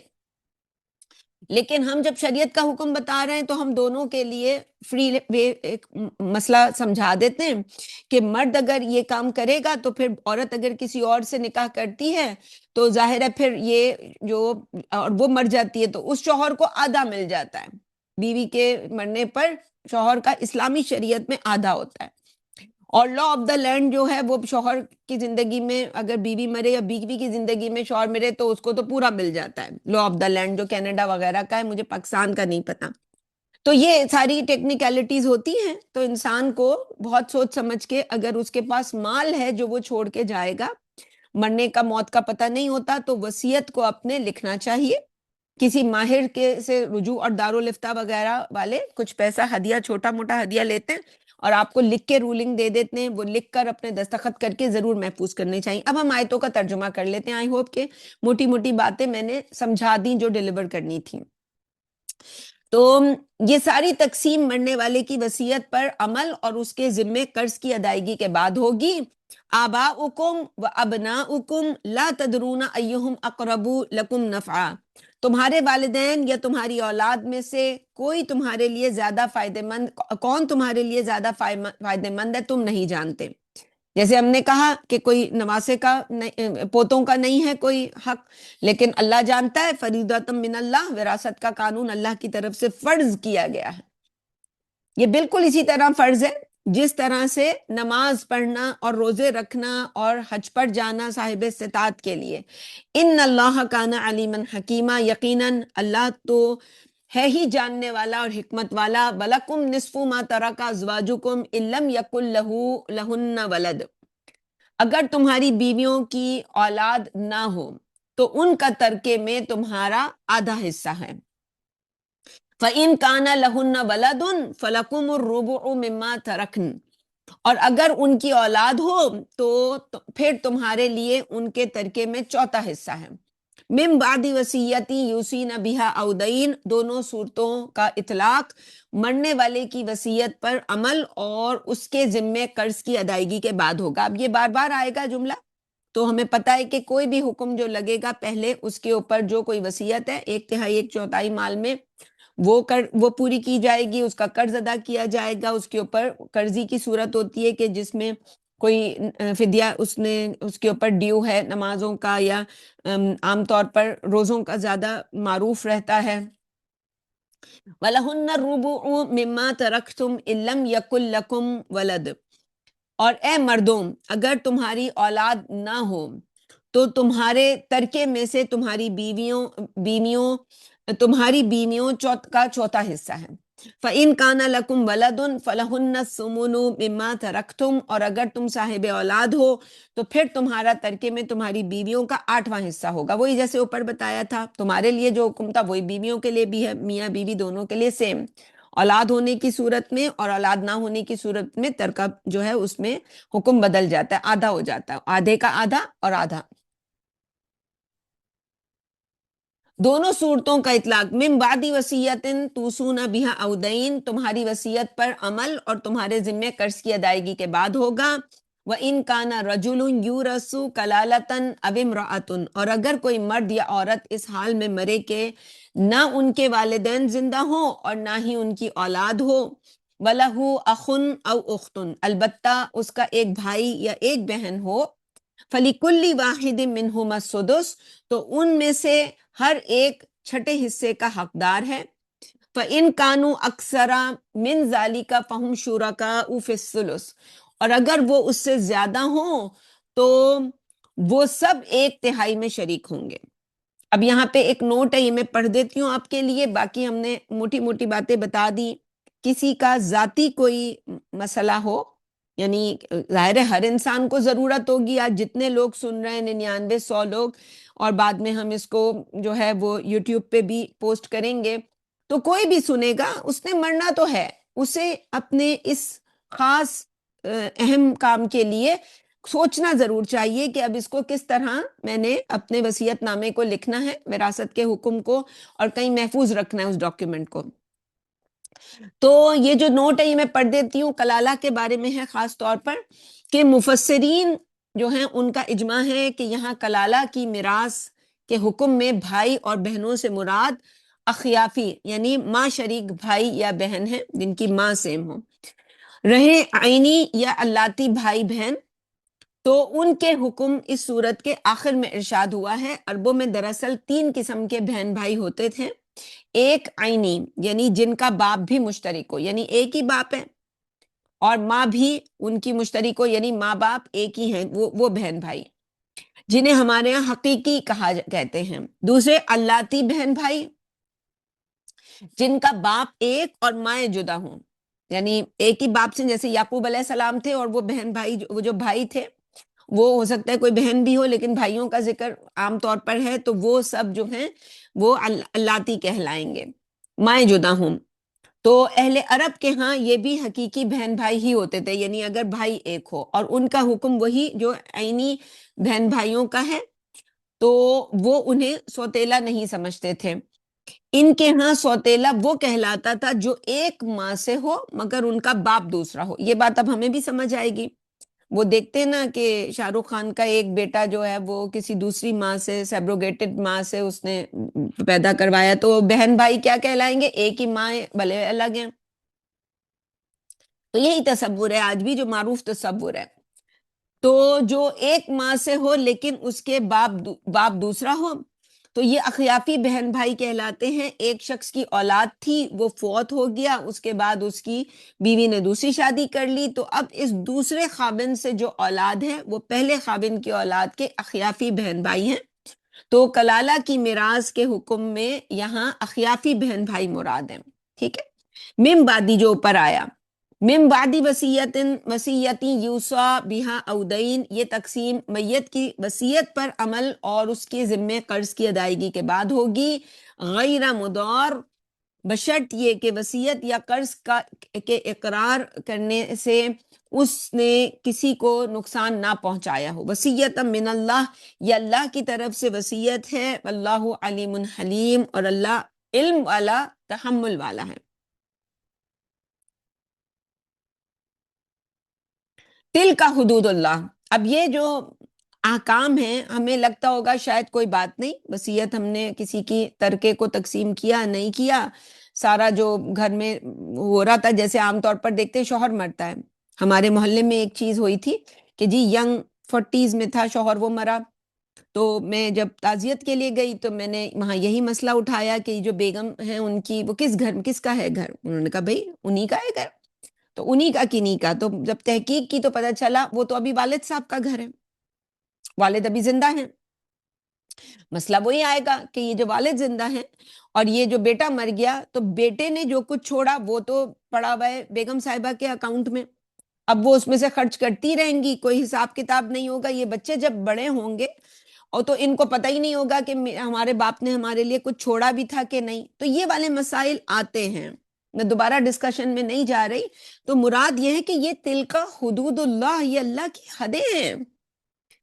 اللہ نے خود قائم کی ہیں،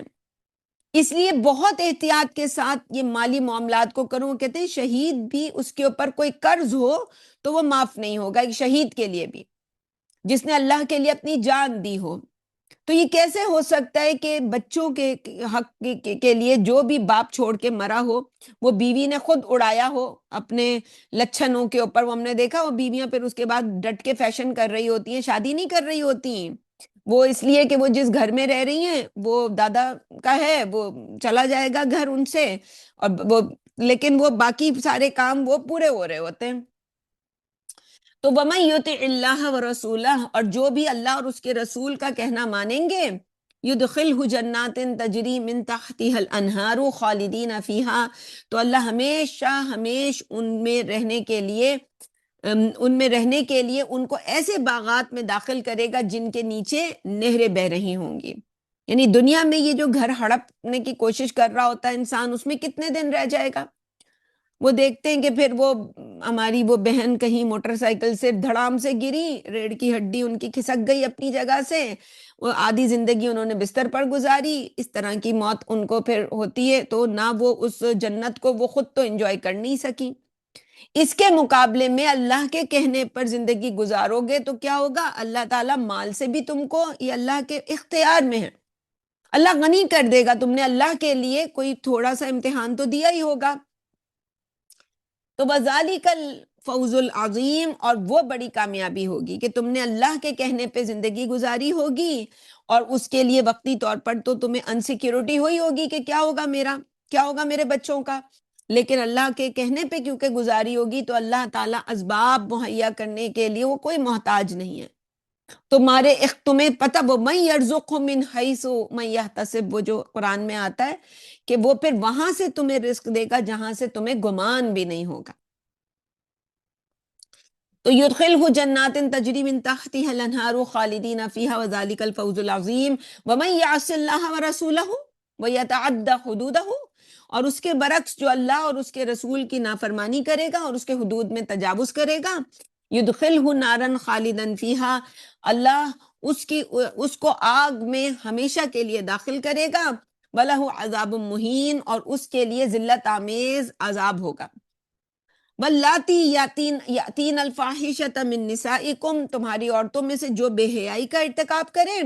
فاستشہدوا علیہن اربعۃ منکم، تو ان کے خلاف اپنے مردوں میں سے 4 گواہ لاؤ، ایسے نہیں کہ بس تمہیں شک ہو گیا اور تم نے اس پر جو ہے وہ اس کے ساتھ مار پیٹ شروع کر دی، تو تمہارے پاس گواہ ہونے چاہیے، فَإِن شَهِدُوا فَأَمْسِكُوهُنَّ فِي الْبُيُوتِ، پھر اگر وہ گواہی دیں تو انہیں اپنے گھروں میں قید کرو، یعنی گھر میں ان کو، ظاہر سی بات ہے عورت باہر نکل کے بے حیائی کا کام کر رہی ہے تو اب یہی اس کے لیے وہ بیٹی ہو سکتی ہے، جو بیٹی والے ہیں وہ دیکھتے ہیں کہ کس قدر، پھر آج تو ہم ایک ایسے معاشرے میں ان کے رائٹس ہوتے ہیں 18 سال کے بچوں کے، وہ 911 کال کر دیتے ہیں، ماں باپ تو بالکل ان کے بچے بن کے، انہیں پتا ہوتا ہے، وہ وٹنس کر رہے ہوتے ہیں کہ یہ کیا کیا کچھ کر رہی ہے، اور ان کے پاس بہت سے گواہ بھی ہوتے ہیں، لیکن ان کی مجال نہیں ہوتی ہے۔ وہ ہمارے آج کے ملکی قانون جو 18 سال کے بچے کو یا 19 سال کے بچے کو، یا اب تو وہ 9 سال کے بچے کو اسکول میں یہ رائٹ ہے ہمارے کینیڈا میں کہ جی وہ اپنی سیکس چینج کروانے کے لیے کوئی بھی فیصلہ کر لے، اور اس کے لیے جو ہے پھر ماں باپ کو تو خبر بھی نہیں ہوتی، ایک 9 سال کے بچے کو ماں باپ کو نہیں پتا ہوتا، یہ قانون ہے، اور ٹیچر سے یہ خاص طور پر اسکولوں میں یہ عہد لیا جاتا ہے کہ وہ گھر نہیں پہنچنی چاہیے یہ خبر جب تک یہ سرجری نہ ہو جائے۔ ماں باپ تل ملاتے رہ جاتے ہیں ان کا بچہ، اور پھر وہی بچے جب 16 17 18 سال کی عمر میں پہنچتے ہیں، جہاں وہ میچور ہوتے ہیں، جہاں ان کو سمجھ آتی ہے، پھر وہ کیا ہوتا ہے، وہ ذرا ان کو سمجھ آتی ہے اور ریگریٹ کرتے ہیں، اور ہوتے ہوتے وہ ایک دن خودکشی کر لیتے، کیونکہ وہ پھر اس غم کو برداشت ہی نہیں کر سکتے کہ جو اب وہ محسوس کر رہے ہوتے ہیں۔ قدرت نے ان کو ایک تحفے کے طور پر ایک جینڈر دی ہوتی ہے، انہوں نے وہ جینڈر ابھی بچپنا 9 سال کا بچہ کیا ہوتا ہے۔ تو ہمارے ہاں جب یہ ایسے قانون لا آف دا لینڈ ہوگا تو پھر تو آپ تو یہ تو ہم تو کہتے ہیں کہ یہ ایسے ماں باپ جنہوں نے ہجرتیں کی دنیا کے لیے، وہ ڈیزرو کرتے ہیں اس پنشمنٹ کو، کہ اب ان کے مال کو تو بہت چھوٹا ہوتا ہے، مال ہوتا ہے تو انسان صبر کر لیتا ہے، لیکن جب اولاد ہاتھ سے جاتی ہے تو جو جس کو پھر بھی نہ سمجھ میں آئے تو پھر اس کو کبھی سمجھ میں نہیں آتی کہ جب انسان اتنے بڑے امتحان سے گزرتا ہے۔ ہمارے ہاں کینیڈا میں ہم دیکھ رہے ہیں کہ ہر گھر کا یہ ایک ایشو ہے، ہر گھر میں یہ مسئلہ، یہ فتنہ داخل ہو چکا ہے۔ تو ان کو قید رکھو حتی یتوفاہن الموت او یجعل اللہ لہن سبیلا، یہاں تک کہ انہیں موت آ جائے یا اللہ ان کے لیے کوئی راہ نکال دے۔ اس کے بعد سورہ نساء میں احکام آ گئے کہ اگر شادی شدہ ہو تو اس کے حکم الگ ہے جو کہ قرآن میں نہیں ہے، لیکن وہ تورات سے اس کو لیا گیا ہے، اور اگر غیر شادی شدہ یہ کام کرے تو 100 کوڑوں کی سزا جو دی گئی جب 4 گواہ ہوں۔ واللذانی یاتیانی ہا منکم فآذوہما، اور جو دونوں تم میں سے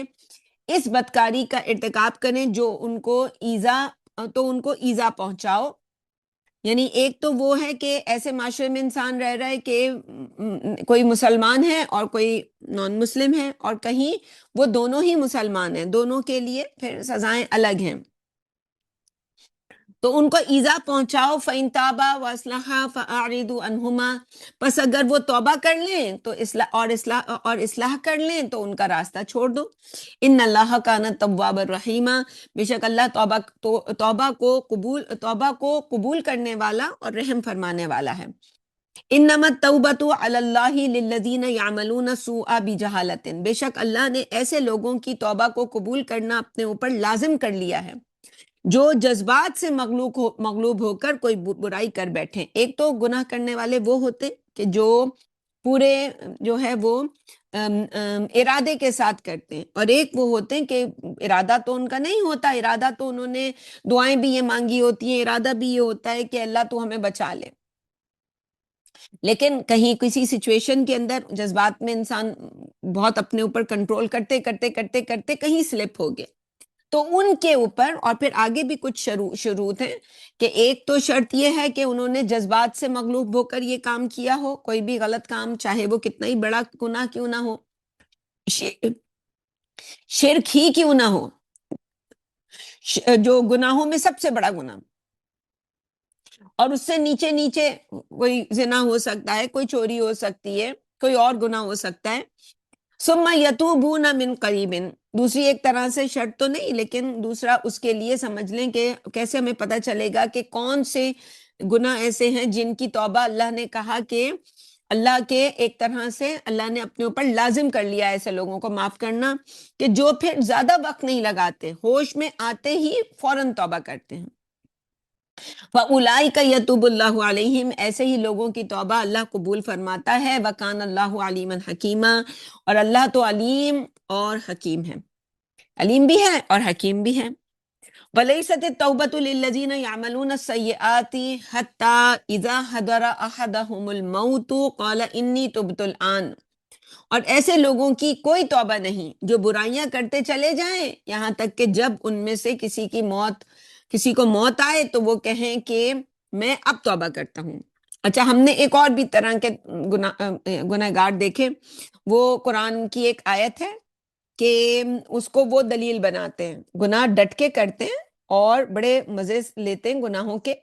اور کہتے ہیں کہ ان الحسنات یذہبن السیئات، اس کو وہ بنیاد بناتے ہیں کہ جی نیکیاں جو ہیں وہ برائیوں کو کھا جاتی ہیں، تو نیکیاں کرو، کوئی گناہ ہو گیا اس کے بعد اور پھر ہم دوبارہ بھی کریں گے، تو ڈٹ کے وہ آگے کے لیے منصوبہ بندی ان کی ہوتی ہے،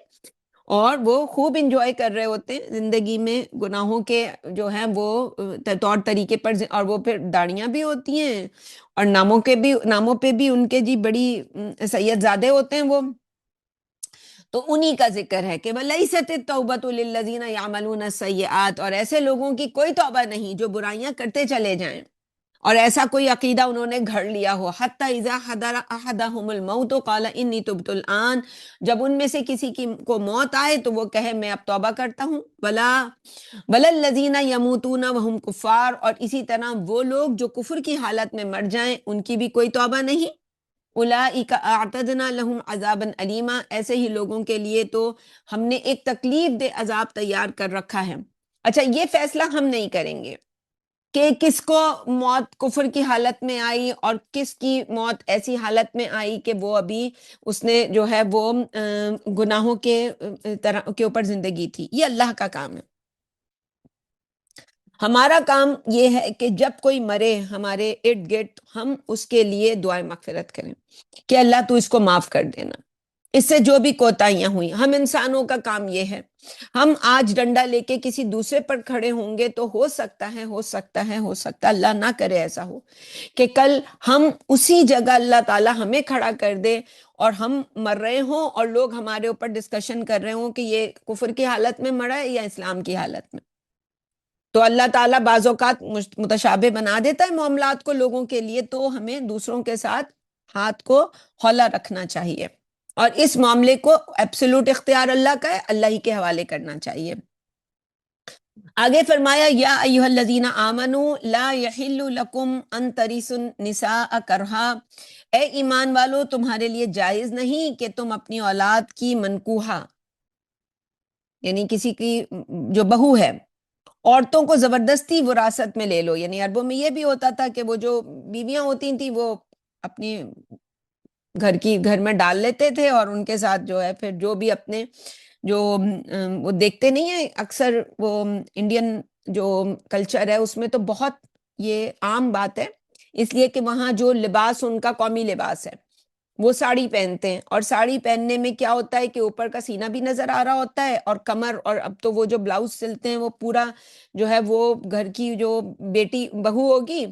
وہ بہویں جو ہیں وہ گھر کے اندر جو ہے وہ جو کام کاج کر رہی ہیں اور دکھا رہے ہیں کہ جی وہ سسر ہیں یا دیور ہیں جیٹھ ہیں، وہ سارے جو ہیں وہ ان پر عاشق ہیں۔ تو اب ایسے میں جب وہ کوئی مرد جب مرتا ہے تو پھر وہ تو مرد پہلے سے جو ہے وہ اس لذت کے لیے تیار ہوتا ہے، تو وہ ایک لمحہ نہیں لگاتا، تو ان کے بھی یہ معروف طریقہ تھا۔ اسی طرح کے لباس ہمارے ہاں کیوں شریعت نے یہ قید لگائی کہ عورت ایک تو چلیں اس کا اپنا ایک کمرہ ہو، ایک الگ جگہ ہو جہاں پہ وہ اپنے آپ کو ایک فریلی جو ہے وہ اپنا دوپٹہ اتارنا ہے، کوئی فری لباس پہننا ہے، اور جب وہ لوگوں میں ہو جہاں مرد عورت مخلوط جو ہے معاشرت ہو تو وہاں وہ اپنے ستر کو چھپا کے آئے تاکہ کسی کی نظر نہیں پڑے گی تو اسے دعوت نہیں ملے گی تو آگے بھی مسائل جو ہیں وہ امید یہ ہے کہ آگے کے مسائل کو روکا جا سکے گا۔ لیکن یہ غلط ان کے یہاں طریقہ تھا، اس کو بھی منع کیا گیا، وَلَا تَعْضُلُوهُنَّ لِتَذْهَبُوا بِبَعْضِ مَا آتَيْتُمُوهُنَّ، مت روکو ان کو اس غرض سے کہ لے لو ان سے وہ مہر جو تم نے انہیں دے رکھا ہے۔ ایک یہ بھی غلط تھی کہ بھئی ان کو مہر ان کے جو ہیں وہ ہڑپ لیتے تھے، الا ان یاتینا بفاحشۃ مبینہ، سوائے یہ کہ وہ کسی کھلی بے حیائی کا ارتکاب کریں، یعنی یہ بھی ایک صورت ہے جس صورت میں مرد اس کا مہر جو ہے وہ حذف کر سکتا ہے۔ وعاشرہن بالمعروف، اور ظاہر ہے ان کے ساتھ بھلے انداز میں زندگی بسر کرو، جو مباشرت ہے ان کے ساتھ جو اٹھنا بیٹھنا ہے. فَإِن كَرِهْتُمُوهُنَّ فَعَسَىٰ أَن تَكْرَهُوا شَيْئًا، لیکن اگر تم انہیں ناپسند کرتے ہو تو تم تو مت بھولو کہ ہو سکتا ہے تم کسی چیز کو ناپسند کرو. وَيَجْعَلَ اللَّهُ فِيهِ خَيْرًا كَثِيرًا، اور اللہ نے اس میں بہت زیادہ بھلائی رکھی ہو. بعض اوقات عورت جو ہے وہ مرد کے دل سے اتر چکی ہوتی ہے، یا فرض کریں وہ اٹریکٹو تھی ہی نہیں. وہ کبھی ہوتا ہے کہ گھر والے زبردستی شادیاں کروا دیتے ہیں، اور وہ شادیاں تو ہو گئی زبردستی، لیکن اس کے بعد جو ہے وہ بعد میں وہ مرد کو وہ کبھی اچھی لگی نہیں ہوتی، اور اس کے مقابلے میں وہ کہیں آفس میں، کہیں محلے میں بڑی جو ہے وہ نظر آ رہی ہوتی ہیں، تو وہاں ان کا سارا جو اٹریکشن کا جو سارا وہ ہے وہ وہاں چل رہا ہوتا ہے. تو ایسی عورتیں جو جن سے مرد کو کراہیت یعنی ایک ان کو ناپسند ہوں، تو یہ مت بھولو کہ کوئی کسی چیز کو انسان کو بہت سی باتوں کو پھر ذہن میں رکھنا چاہیے. اس میں سے ایک بات یہ ہے کہ اللہ جو ہے اس نے وہ جو ہے اللہ کے ہاتھ میں خیر کثیر ہے. وہ اللہ تعالیٰ ہو سکتا ہے اس عورت سے تمہیں کوئی خیر جو ہے وہ تم تک ملے، کوئی اولاد ہو سکتی ہے جو تمہاری کسی اور کوئی نیک اولاد اس کے وطن سے پیدا ہو سکتی ہے. اور سمپل بات ہے، تم کسی چیز کو ناپسند کر رہے ہو لیکن اللہ کے نزدیک اس میں کوئی پسند. بعض اوقات ہم نے یہ بھی دیکھا کہ وہ بیوی شوہر کو تو پسند نہیں ہوتی، لیکن وہ اس کے والدین کی خدمت بہت کرتی ہے. تو ایک یہ خیر کا پہلو ہوتا ہے کہ ماں باپ جو ہیں وہ خود تو اس کے پاس ٹائم نہیں ہوتا، اور اپنی وہ جو بازارو بیوی ہوتی ہے وہ کرنا نہیں چاہتی، تو پھر یہ والی بیوی جو ہے بڑی خدمت کر رہی ہوتی ہے. ہم نے ارد گرد دیکھا ہے اس طرح کی، یعنی بہت سی چیزیں ہمارے معاشرے میں عام طور پر ہم نے دیکھی ہیں. وَإِنْ أَرَدْتُمُ اسْتِبْدَالَ زَوْجٍ مَكَانَ زَوْجٍ، اور اگر تمہارا ارادہ ایک بیوی کی جگہ دوسری بیوی لے آنے کا ہو، وَآتَيْتُمْ إِحْدَاهُنَّ قِنْطَارًا، اور پہلی کو ڈھیر سارا مہر دے چکے ہو، فَلَا تَأْخُذُوا مِنْهُ شَيْئًا، تو اس میں سے کچھ بھی واپس نہ لو. أَتَأْخُذُونَهُ بُهْتَانًا وَإِثْمًا مُبِينًا، کیا تم اسے واپس لوگے بہتان لگا کر اور کھلے گناہ کا کے مرتکب ہو کر. یعنی بعض اوقات یہ ہمارے ہاں کرسچن معاشرے میں بھی ہے، اور اب یہ ہمارے ہاں ہر معاشرے میں یہ چیز جو ہے رائج ہوتی جا رہی ہے کہ شوہر جب اس سے وہ مہر لینا ہو تو اس کے اوپر جھوٹا الزام لگا دیتا ہے کہ مہر نہ دینا پڑے، کیونکہ قرآن نے اس کی اجازت دی ہے، شریعت نے. اور دوسری بیوی کے لیے انسان ٹھان چکا ہو کہ بس پہلی کو پھر وہ یا تو معلق چھوڑ دیتے ہیں یا طلاق دیتے ہیں، تو پھر مہر ان کا ہڑپ کر لیتے ہیں. تو آگے فرمایا اتأخذونہ بہتانا و اسما مبینہ، کیا تم اسے واپس لوگے بہتان لگا کر اور کھلے گناہ کے مرتکب ہو کر. وَكَيْفَ تَأْخُذُونَهُ وَقَدْ أَفْضَىٰ بَعْضُكُمْ إِلَىٰ بَعْضٍ، اور تم لے بھی کیسے سکتے ہو جبکہ تم ایک دوسرے کے ساتھ صحبت کر چکے ہو. وَأَخَذْنَ مِنْكُمْ مِيثَاقًا غَلِيظًا، اور وہ تم سے پختہ عہد لے چکی ہیں. ولا تنکحوا، مرد کو سمجھایا جا رہا ہے، ولا تنکحوا ما نکح آباؤکم من النساء الا ما قد سلف، اپنے باپ کی منکوحہ سے نکاح مت کرو ہاں جو ہو چکا. انہ کان فاحشۃ و مقتا،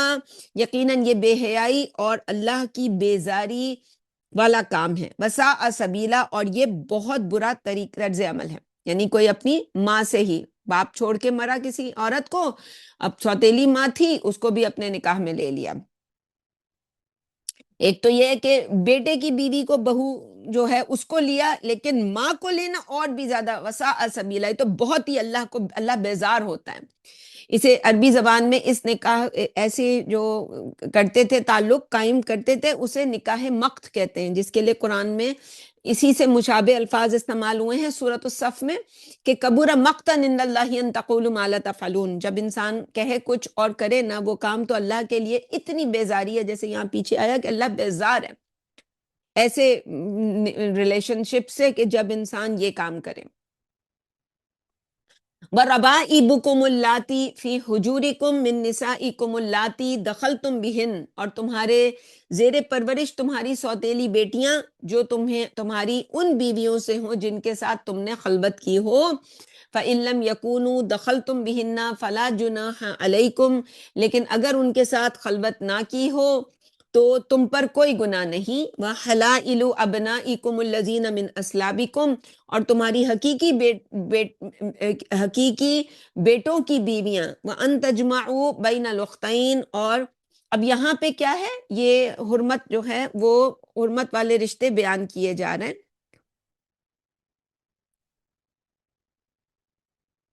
سوری، مجھ سے کچھ آیتیں مس ہو گئی، میں ان کا ترجمہ دوبارہ کرتی ہوں۔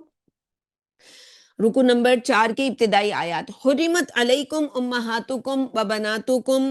و اخواتکم، نکاح کے لیے تم پر حرام کر دی گئی ہیں تمہاری مائیں، بیٹیاں، بہنیں۔ و اماتکم و خالاتکم و بنات الاخی و بنات الاختی، تمہاری پھوپھیاں، خالائیں، بھتیجیاں اور بھانجیاں۔ و امہاتکم اللاتی ارضعنکم و اخواتکم من الرضاعہ، اور تمہاری وہ مائیں جنہوں نے تمہیں دودھ پلایا ہو اور تمہاری دودھ شریک بہنیں۔ وَأُمَّهَاتُ نِسَائِكُمْ، اور تمہاری بیویوں کی مائیں۔ وَرَبَائِبُكُمُ اللَّاتِي فِي حُجُورِكُم مِّن نِّسَائِكُمُ اللَّاتِي دَخَلْتُم بِهِنَّ، اور تمہارے زیر پرورش تمہاری سوتیلی بیٹیاں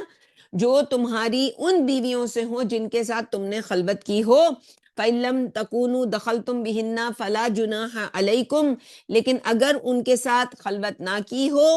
تو تم پر کوئی گناہ نہیں۔ وَحَلَائِلُ أَبْنَائِكُمُ الَّذِينَ مِنْ أَصْلَابِكُمْ، اور تمہاری حقیقی بیٹوں کی بیویاں۔ وَأَن تَجْمَعُوا بَيْنَ الْأُخْتَيْنِ، اور یہ کہ یہ بھی حرام ہے کہ تم دو بہنوں کو ایک ساتھ نکاح میں جمع کرو۔ اور نبی اکرم صلی اللہ علیہ وسلم نے اس میں پھوپھی اور بھتیجی کو بھی شامل کیا کہ انہیں بھی ایک نکاح میں شامل نہیں کرنا چاہیے ایک وقت میں ایک شخص۔ إِلَّا مَا قَدْ سَلَف، البتہ جو کچھ پہلے ہو چکا وہ ہو چکا۔ ان اللہ کان غفور الرحیم، بے شک اللہ تو بخشنے والا مہربان ہے۔ مزید جو محرمات ہیں ابدیہ کے جن کے ساتھ شادی نہیں ہو سکتی،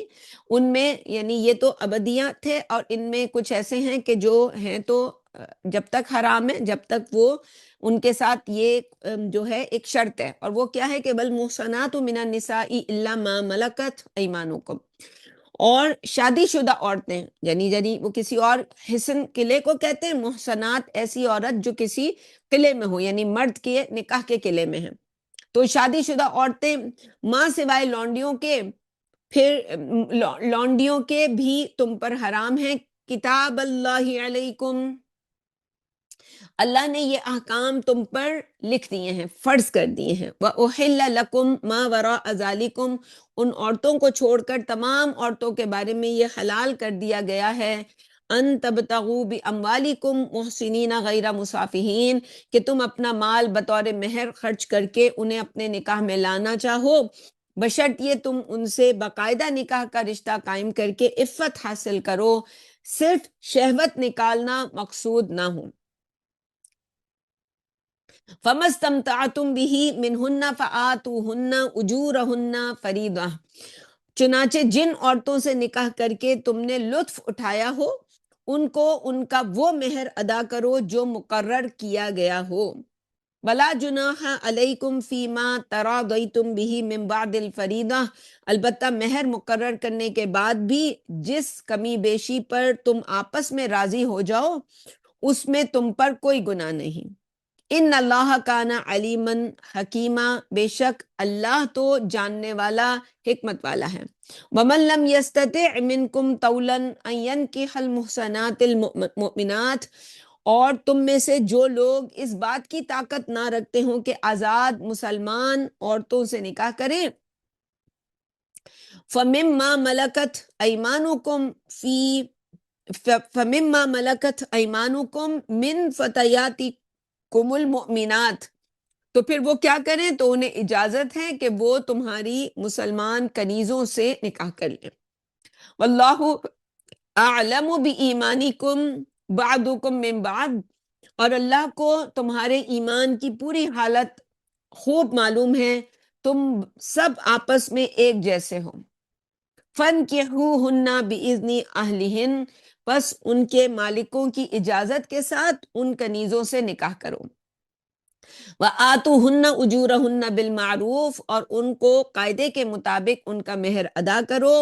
محصنات غیر مصافحات ولا متخذات اخدان، بشرط یہ کہ ان سے نکاح کا رشتہ قائم کر کے انہیں پاک دامن بنایا جائے، نہ صرف شہوت پوری کرنے کے لیے کوئی ناجائز کام کریں اور نہ خفیہ طور پر ناجائز آشنائیاں پیدا کریں۔ فَإِذَا أُحْسِنَّ فَإِنْ أَتَيْنَ بِفَاحِشَةٍ، پھر جب وہ نکاح کی حفاظت میں آ جائیں اور اس کے بعد کسی بڑی بے حیائی یعنی زنا کا ارتکاب کریں، فَعَلَيْهِنَّ نِصْفُ مَا عَلَى الْمُحْصَنَاتِ مِنَ الْعَذَابِ، تو ان پر آزاد عورتوں کے مقابلے میں نصف سزا لاگو ہوگی۔ ذَلِكَ لِمَنْ خَشِيَ الْعَنَتَ مِنْكُمْ، یہ اجازت تم میں سے ان کے لیے ہے جن کو گناہ میں پڑنے کا اندیشہ ہو۔ وَأَن تَصْبِرُوا خَيْرٌ لَكُمْ، البتہ اگر تم صبر کا مظاہرہ کرو تو وہ تمہارے لیے بہتر ہوگا۔ اللہ غفور الرحیم، اور اللہ تو بخشنے والا مہربان ہے۔ یرید اللہ لیبین لکم، اللہ چاہتا ہے کہ تم پر اپنی ہدایت واضح کر دے۔ ویہدیکم سنن الذین من قبلکم ویتوب علیکم، اور تم سے پہلے گزرے ہوئے لوگوں کے راستوں کی طرف تمہاری رہنمائی کرے اور تمہیں معاف کر دے۔ واللہ علیم حکیم، اور اللہ جاننے والا حکمت والا ہے۔ واللہ یرید ان یتوب علیکم، اور اللہ چاہتا ہے تمہاری توبہ قبول فرمائے، قبول کر لے۔ وَيُرِيدُ الَّذِينَ يَتَّبِعُونَ الشَّهَوَاتِ أَن تَمِيلُوا مَيْلًا عَظِيمًا، جبکہ خواہشات کے پیروکار یہ چاہتے ہیں کہ تم بھٹک کر بہت دور جا پڑو۔ یرید اللہ ان یخفف عنکم، اور اللہ تو چاہتا ہے کہ تمہارا بوجھ ہلکا کرے۔ وَخُلِقَ الْإِنسَانُ ضَعِيفًا، کیونکہ انسان طبعاً کمزور پیدا کیا گیا ہے۔ ہر انسان ہم جانتے ہیں کمزوریوں پہ کمزوریاں ہمارے اندر ہیں، تھوڑا سا کام کر لیں تو تھک جاتے ہیں، ناشتے کے بعد کھانے کی حاجت، کتنی کمزوریاں۔ اور سب سے بڑی یہ جو سیکشولی جب انسان کے اندر، یعنی ابھی پچھلے دنوں میں ایک نوجوان بچے کے جیسے ظاہر ہے لوگ علاج کروانے آتے ہیں، تو اس بچے نے اپنے کچھ مسائل ذکر کیے تھے، تھا 26 27 28 اس عمر کا بچہ، تو جس میں یہی سب سے بڑا مسئلہ تھا کہ والدین شادی کے لیے جو ہیں وہ شادی نہیں کرتے، اور بچہ ظاہر ہے وہ اپنے آپ کو جو ہے گناہ سے بچانے کے لیے والدین سے کافی ریکویسٹ کر رہا ہے۔ تو وہ جو کمزوری اپنے اندر محسوس کر رہا تھا کہ جی میں ہر جگہ مجھے اسی کی دعوت ملتی رہتی ہے، تو یہ ایک مرد کے اندر مسئلہ، عورت کے اندر اپنی جو ہے کمزوریاں ہوں گی جو ہم دیکھتے ہیں۔ تو یا ایھا الذین آمنوا لا تأکلوا اموالکم بینکم بالباطل، اے ایمان والوں تم ایک دوسرے کا مال ناحق نہ کھاؤ، الا ان تکون تجارتا عن تراض منکم، مگر یہ کہ کوئی مال باہمی رضامندانہ تجارت کی راہ سے حاصل ہو جائے۔ ولا تقتلوا انفسکم، اور ایک دوسرے کو قتل نہ کرو، ان اللہ کان بکم رحیما، یقیناً اللہ تو تم پر بہت مہربان ہے۔ وَمَن يَفْعَلْ ذَلِكَ عُدْوَانًا وَظُلْمًا، اور جو کوئی بھی ظلم و زیادتی کرتے ہوئے خون بہائے گا، فَسَوْفَ نُصْلِيهِ نَارًا، تو ہم اسے جہنم میں ڈالیں گے، وَكَانَ ذَلِكَ عَلَى اللَّهِ يَسِيرًا، اور ایسا کرنا اللہ پر بہت آسان ہے۔ ان تجتنبوا کبائر ما تنہون عنہ، اگر تم ان بڑے گناہوں یعنی گناہ کبیرہ جسے ہم کہتے ہیں اس سے اجتناب کرو گے جن کی جن سے تمہیں روکا گیا ہے، نکفر عنکم سیئاتکم، تو ہم تمہاری برائیوں کو تم سے دور کر دیں گے، وندخلکم مدخلا کریما، اور تم کو ایک باعزت مقام میں داخل کریں گے۔ ولا تتمنوا ما فضل اللہ به بعضکم علی بعض، اور جن چیزوں میں ہم نے تم کو ایک دوسرے پر فوقیت دی ہے ان کی تمنا نہ کیا کرو۔ یہ وہی تمنا ہوتی ہے کہ کوئی بچی جو ہے پھر اپنی جینڈر چینج کروا کے وہ مرد بن جائے، وہ کہیں نہ کہیں یہ ایلیمنٹ ہوتا ہے، وہ اپنے گھر میں دیکھ رہی ہوتی ہے کہ باپ جو ہے وہ مرد بن کے ماں کو جوتی بنایا ہوا ہے، تو ظاہر ہے وہاں سے اس نے باپ سے غلط چیز سیکھی۔ معاشرے میں دیکھتی ہے کہ مرد کے زیادہ حقوق ہیں، یا آج ویسٹرن کلچر میں تو عورت کے زیادہ حقوق ہیں، تو وہ دیکھتے ہیں کہ لوگ اپنے مائیں یہ کام کرواتی ہیں کہ اپنے بیٹوں کو بیٹیاں بنا دیتی ہیں کہ بیٹا ہوگا تو ہاتھ سے نکل جائے گا، وہ تو آج جو عورت لے جاتی ہے اپنے ماں باپ کے گھر، تو بیٹی جو ہے وہ بہت جم ہے، تو بیٹی ایک تو یہ طریقہ ہوتا ہے، ایک ہم نے یہ بھی دیکھا کہ بچیاں دعا کرتی ہیں. پہلے زمانے میں تو کوئی بیٹیوں کی دعا دے تو وہ سمجھتے تھے بد دعا دے رہے ہیں. وہ سب یہی کہتے تھے دودھو نہاؤ اور پوتو پالو، یعنی بیٹے ہی بیٹے ہوں، آگے بھی پیچھے بھی ہر طرف. وہ آج کی بچی تو وہ اسے گالی سمجھتی ہے کہ آپ نے اسے کہہ دیا کہ جی بیٹا ہو. وہ کہتی ہے نہیں بھائی، کیونکہ وہ کسی کا بیٹا لے کے اڑی ہوتی ہے تو اس کو ڈر ہوتا ہے کہ بھائی میری جو اگر میرے یہاں بیٹا ہو گیا تو وہ میں پوری زندگی جس کو بڑھ کر کے پالوں گی پوسوں گی، تو نہیں بھائی یہ بد دعا کوئی نہ دے، مجھے بیٹی چاہیے. تو مطلب انسان اللہ تعالیٰ جیسے ہے نا کہ انسان موسیٰ علیہ فرعون نے خواب دیکھا اور سارے بچے قتل کروائے کہ جی یہ تو ایک بچہ جو ہے میری سلطنت کو ختم کرے گا. 1000 سال اس نے، ہزاروں سال کہنا چاہیے، بنی اسرائیل کو غلام بنایا. اور لیکن اللہ تعالیٰ کیا کرتا ہے؟ اللہ تعالیٰ انسان جو منصوبے بنا رہا ہوتا ہے وہیں سے اللہ تعالیٰ اپنے لیے واللہ خیر الماکرین، اللہ کی جو بھی منصوبے بندی ہوتی ہے وہ انسان اس سے پھر بچ نہیں پاتا. اللہ کیسے پھر اپنے کام کرواتا ہے. تو اللہ سے نہیں ڈرتا انسان، اپنے لیے تو پسند کچھ اور کرتا ہے لیکن پھر دوسرے کے لیے وہ پسند نہیں کرتا، کہتا ہے نہیں بھائی میری بیٹی جو ہے وہ بیٹا کسی کے گھر چلا جائے گا. تو للرجال نصیب مما اکتسبوا، قیامت کے دن مردوں کی کمائی میں ان کا حصہ ہے. حالانکہ یہاں قیامت کے دن بریکٹ میں ہے، ہم دنیا کے لیے بھی اس کا ترجمہ کر سکتے ہیں کہ جو کچھ مرد نے دنیا میں کمایا، اللہ سے ڈر کے زندگی گزاری، شادی کے انسٹیٹیوشن کو اس نے اللہ سے ڈر کے جو ہے نبھایا، تو قیامت کے دن اللہ تعالیٰ اس کو ادا کرے گا، اس کا حصہ اسے دے گا، نصیب جو اس کو ملنا ہوگا. وللنساء نصیب مما اکتسبن، اسی طرح عورتوں کی کمائی میں ان کا حصہ ہے. واسألوا اللہ من فضلہ، اللہ سے حساب کا نہیں، اس کی عنایت کا سوال کرو. یعنی جب اللہ سے انسان مانگے تو اس کا فضل مانگے کہ اللہ اپنے فضل میں سے ہم پہ رحمت، جیسے ہم نے پیچھے دعا پڑھی تھی کہ ربنا حب لنا من ربنا افرغ علینا، نہیں، ربنا لا تزغ قلوبنا بعد اذ ہدیتنا وہب لنا من لدنک رحمہ، اپنی خاص رحمت میں سے ہم کو ادا کرے اللہ. تو ان اللہ کان بکل شیء علیما، بے شک اللہ کو تو سب کچھ معلوم ہے. وَلِكُلٍّ جَعَلْنَا مَوَالِيَ مِمَّا تَرَكَ الْوَالِدَانِ وَالْأَقْرَبُونَ، والدین اور رشتہ داروں کے چھوڑے ہوئے ہر ترکے کے لیے ہم نے وارث مقرر کر دیے ہیں. وَالَّذِينَ عَقَدَتْ أَيْمَانُكُمْ فَآتُوهُمْ نَصِيبَهُمْ، اور جن لوگوں سے تم عہد کر چکے ہو ان کو بھی ان کا حصہ دو. ان اللہ کان علی کل شیء شہیدا، بے شک ہر چیز پر اللہ گواہ ہے. اس میں کوئی شک نہیں ہے کہ اللہ تعالیٰ اس وقت ہر چیز کو خود وٹنس کر رہا ہے. فرشتوں کو اللہ نے یہ کام دیا ہوا ہے، وہ لکھ رہے ہیں، لیکن اللہ بذات خود ہر چیز کو گواہی، اس کو پتا ہے کیا چیز. اللہ اس طرح کا کوئی جج نہیں ہوگا قیامت والے دن کہ وکیل اس کو کہہ کے کھڑے ہو کے بتائے کہ اللہ آپ نہیں جانتے یہ جو کٹہرے میں بندہ کھڑا ہوا اس نے یہ کچھ کیا. اللہ کے پاس تو اللہ تو خود گواہ ہے. الرجال قوامون علی النساء، مرد عورتوں پر نگران بنائے گئے ہیں. بما فضل اللہ بعضهم علی بعض، جیسے اللہ انسانوں کو ایک دوسرے پر فضیلت دینے کا اختیار رکھتا ہے. یعنی ایک اللہ نے پوری دنیا کا قانون بنانا ہے، اگر میں بھی رانی تو بھی رانی تو کون بھرے گا پانی؟ ہر ایک کو الگ الگ اختیارات دیے گئے ہیں، ایک کو اتھارٹی دے دی گئی، ایک کو اس کے نیچے ماتحت بنا دیا گیا. اب یہ ماتحت جس کے پاس اتھارٹی ہے، اور بعض اوقات مرد اپنی اس اتھارٹی کو عورت کے ہی حوالے کر دیتے ہیں کہ تم استعمال کرو، اور بعض اوقات مرد جو ہیں وہ اس اتھارٹی کا اتنا غلط استعمال کرتے ہیں. لیکن شریعت نے کیونکہ اس کو قوام بنایا ہوتا ہے، لیکن یہ نہ ہونا کہ ہمارے یہاں ہر بہن یہی فیصلہ کر لے کہ جی وہ میرا والا ایسا ہی ہے.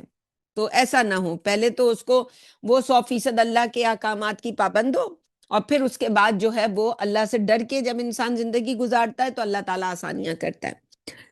تو وَبِمَا أَنفَقُوا مِنْ أَمْوَالِهِمْ، اور اس کی بڑی وجہ یہ ہے مرد کو کیوں بنایا گیا ہے قوام، کہ وہ مزید یہ کہ مرد اپنے مال بھی خرچ کرتے ہیں. ایک تو ان کی باڈیلی سٹرکچر دیکھیں، وہ عورت تو بازار سے یعنی باہر سے کام کر کے آتی ہے، چند گھنٹے آفس کا جاب کرتی ہے تو پتہ چلتا ہے کہ جی وہ ابھی 50 کی ہوئی نہیں، اس کی ہڈیوں کے جوڑوں میں درد شروع ہو گیا، ادھر اس کی سرجری، ادھر وہ دیکھتے ہیں کہ کیا وہ جو ہے وہ انہیں اپنا برا حال خود کرتی ہیں۔ اس کے مقابلے میں مرد ساری ساری زندگی مزدوریاں کرتے ہیں مگر کھڑے رہتے ہیں، اللہ نے ان کو ایک جسمانی طاقت دی ہے، اور پھر وہ عورتوں پر جو مال خرچ کرتے ہیں، مہر کی دیں گے، ترکے میں سے دیں گے، اور جو نان نفقہ ہوتا ہے بیٹی کا، بہن کا، اور بعض صورتوں میں بہنوں کا بھی ہوتا ہے، ظاہر ہے اگر ان کے اوپر ان کے شوہر نہیں ہیں۔ جیسے میں اکثر بتاتی ہوں کہ جو قوام یہاں کہا گیا ہے، یہ 5 طرح کے مرد ہیں۔ جیسے اگر کوئی شادی شدہ عورت ہے تو شوہر اس کی کفالت کرے گا، شوہر جو ہے اس نے ہاتھ اٹھا لیے، ہوتے ہیں ایسے شوہر، تو اگر بیٹے کماتے ہیں، اس کے بیٹے ہیں اور بیٹے کماتے ہیں تو وہ کریں گے کفالت، بیٹے نہیں ہیں اور بیٹیاں ہیں اور وہ کر سکتی ہیں کفالت تو وہ کریں گی۔ اور لیکن اگر صرف مردوں میں رکھیں ہم اس پورے بحث کو، پھر اس کے بعد جو ہے یہاں سے نکل کے دیکھا جائے گا کہ کوئی بھائی ہے اس کا، تو بھائی اگر بیٹے نہیں کر رہے، شوہر نہیں کر رہا تو بھائی کریں گے، بھائی جو ہیں وہ ہاتھ اٹھا لیتے ہیں تو دیکھا جائے گا باپ اگر زندہ ہے تو باپ کرے گا، اور باپ بھی ہاتھ اٹھا لیتا ہے تو کوئی چچا تایا ہیں، وہی جس سیکوینس میں اس کے، ہم نے جب اس کے ترکے کے اوپر بات کی تھی کہ اس کے جو لوگ اس کے ارد گرد ہیں مرد، تو شریعت نے ان 5 مردوں پر عورت کی ذمہ داری ان کو قوام بنایا ہے،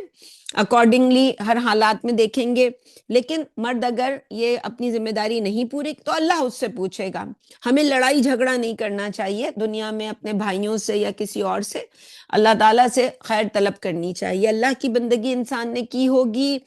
کرتا ہوگا، کرنے کا عہد ہوگا زندگی میں ہمیشہ، تو ہم دیکھیں گے کہ اللہ ہر موڑ پہ کس طرح کافی ہو جائے گا۔ تو نعم المولا و نعم النصیر، یہ والی بات ہوگی کہ وہ بہترین جو ہے وہ کارساز ہے اور بہترین مددگار بن جائے گا۔ تو فالصالحات قانتات حافظات للغیب بما حفظ اللہ۔ اب نیک عورتیں یعنی عورت کو تو یہاں کہا نہیں، یہ یوں نہیں کہا گیا کہ فامرأۃ یا فالنساء صالحات، یوں نہیں کہا گیا کہ عورتیں جو ہیں وہ نیک ہوں، یہ نہیں، بلکہ عورت کے لیے جو لفظ استعمال کیا گیا الصالحات، یعنی یہ اس کا بنیادی وصف ہے، کیونکہ وہ نیک نہیں ہوگی یا پرہیزگار نہیں ہوگی تو وہ فاحش، کسی نہ کسی فحش کام میں ہوگی، اور جب وہ اس میں ہوگی تو اس کا پھر نتیجہ جو ہم دیکھتے ہیں کہ پھر کیا ہوگا، شریعت سے اس کو پھر ایک ضد عناد ہو جائے گی۔ تو اللہ تعالیٰ سے تو رحم مانگنا چاہیے۔ تو پس نیک عورتیں اپنے شوہروں کی فرما بردار، یعنی یہاں یہ تو نہیں لکھا کہ شوہروں کی، تو مراد یہ ہے کہ قانتاتن، اگر وہ شادی شدہ ہوگی تو یقیناً شوہر کی، اگر وہ بیٹی ہے تو باپ اور بھائیوں کے لیے اس کے اندر یہ جذبہ ہوگا، اور اگر یہ نہیں ہے تو پھر دوسرے مرد جو بھی ان کی کفالت کر رہے ہوں گے، یعنی چچا تایا ہو گئے، بھائی ہو گئے، بیٹے ہو گئے، تو ان کے ساتھ اس کا یہ معاملہ ہوتا۔ لیکن کسی بھی بیوی کو یہ نہیں سمجھنا چاہیے کہ اس قناعت سے مراد یہ ہے کہ شوہر اگر یہ کہے کہ بیوی جو ہے وہ آدھے کپڑے یا یہ ساڑیاں بھی ہم نے جیسے بتایا اس طرح کی ساڑی پہن کے وہ باہر نکلے، ان کے دوستوں میں آئے تو وہ پہن سکتی ہے، نہیں، شوہروں کی یہ والی اطاعت تو نہیں ہوگی جس پر اللہ کا حکم واضح طور پر ہے۔ ہاں، شوہروں کی وہ اطاعت ہوگی جہاں اللہ کا کوئی حکم ٹکراتا نہیں ہے، اور شوہروں کی جم ہونی چاہیے۔ تو حافظات، اور اللہ کی دی ہوئی حفاظت میں سے للغیبی، ان کی امانتوں کی حفاظت کرتی ہیں، بما حافظ اللہ، یعنی ایک تو اپنے نفس کی حفاظت، ایک شوہر کے مال کی حفاظت، شوہر چلا جاتا ہے کمانے کے لیے، بیوی ہوتی ہے گھر میں، یہ نہیں ہے کہ جی اس کے جاتے ہی یہاں پہ وہ اس کی سہیلیاں آ گئیں اور اس کے ماں باپ بہن بھائی آ گئے، خوب مال شوہر کا اڑا رہے ہیں، تو یعنی اس کی حفاظت کرے۔ ٹھیک ہے، جو جائز کسی کا حق ہوتا ہے کہ انسان کے یہاں مہمان بھی آتے ہیں، رشتہ دار بھی آتے ہیں، تو انسان ان چیزوں کے ساتھ رہے۔ واللاتی تخافون نشوزہن، وہ عورتیں جن سے تمہیں سرکشی کا اندیشہ ہو، فعظوہن واہجروہن فی المضاجع واضربوہن، تو ان کو سمجھاؤ اور بستروں میں ان سے علیحدگی اختیار کر لو، اور ان سے بھی اصلاح نہ ہو تو انہیں مار سکتے ہو۔ اب وہی بات ہے کہ جہاں پہ اب یہ ریلیشن شپ پتہ چلا شوہر کو کہ بیوی اس کی غیر موجودگی میں اپنے نفس کی حفاظت نہیں کرتی، اس کے کوئی ریلیشن شپس ہیں کسی کے ساتھ، تو اب اس کی اصلاح کے لیے سٹیپ 1 کیا ہے کہ پہلے تو اس کو کوئی نصیحت کی جائے گی،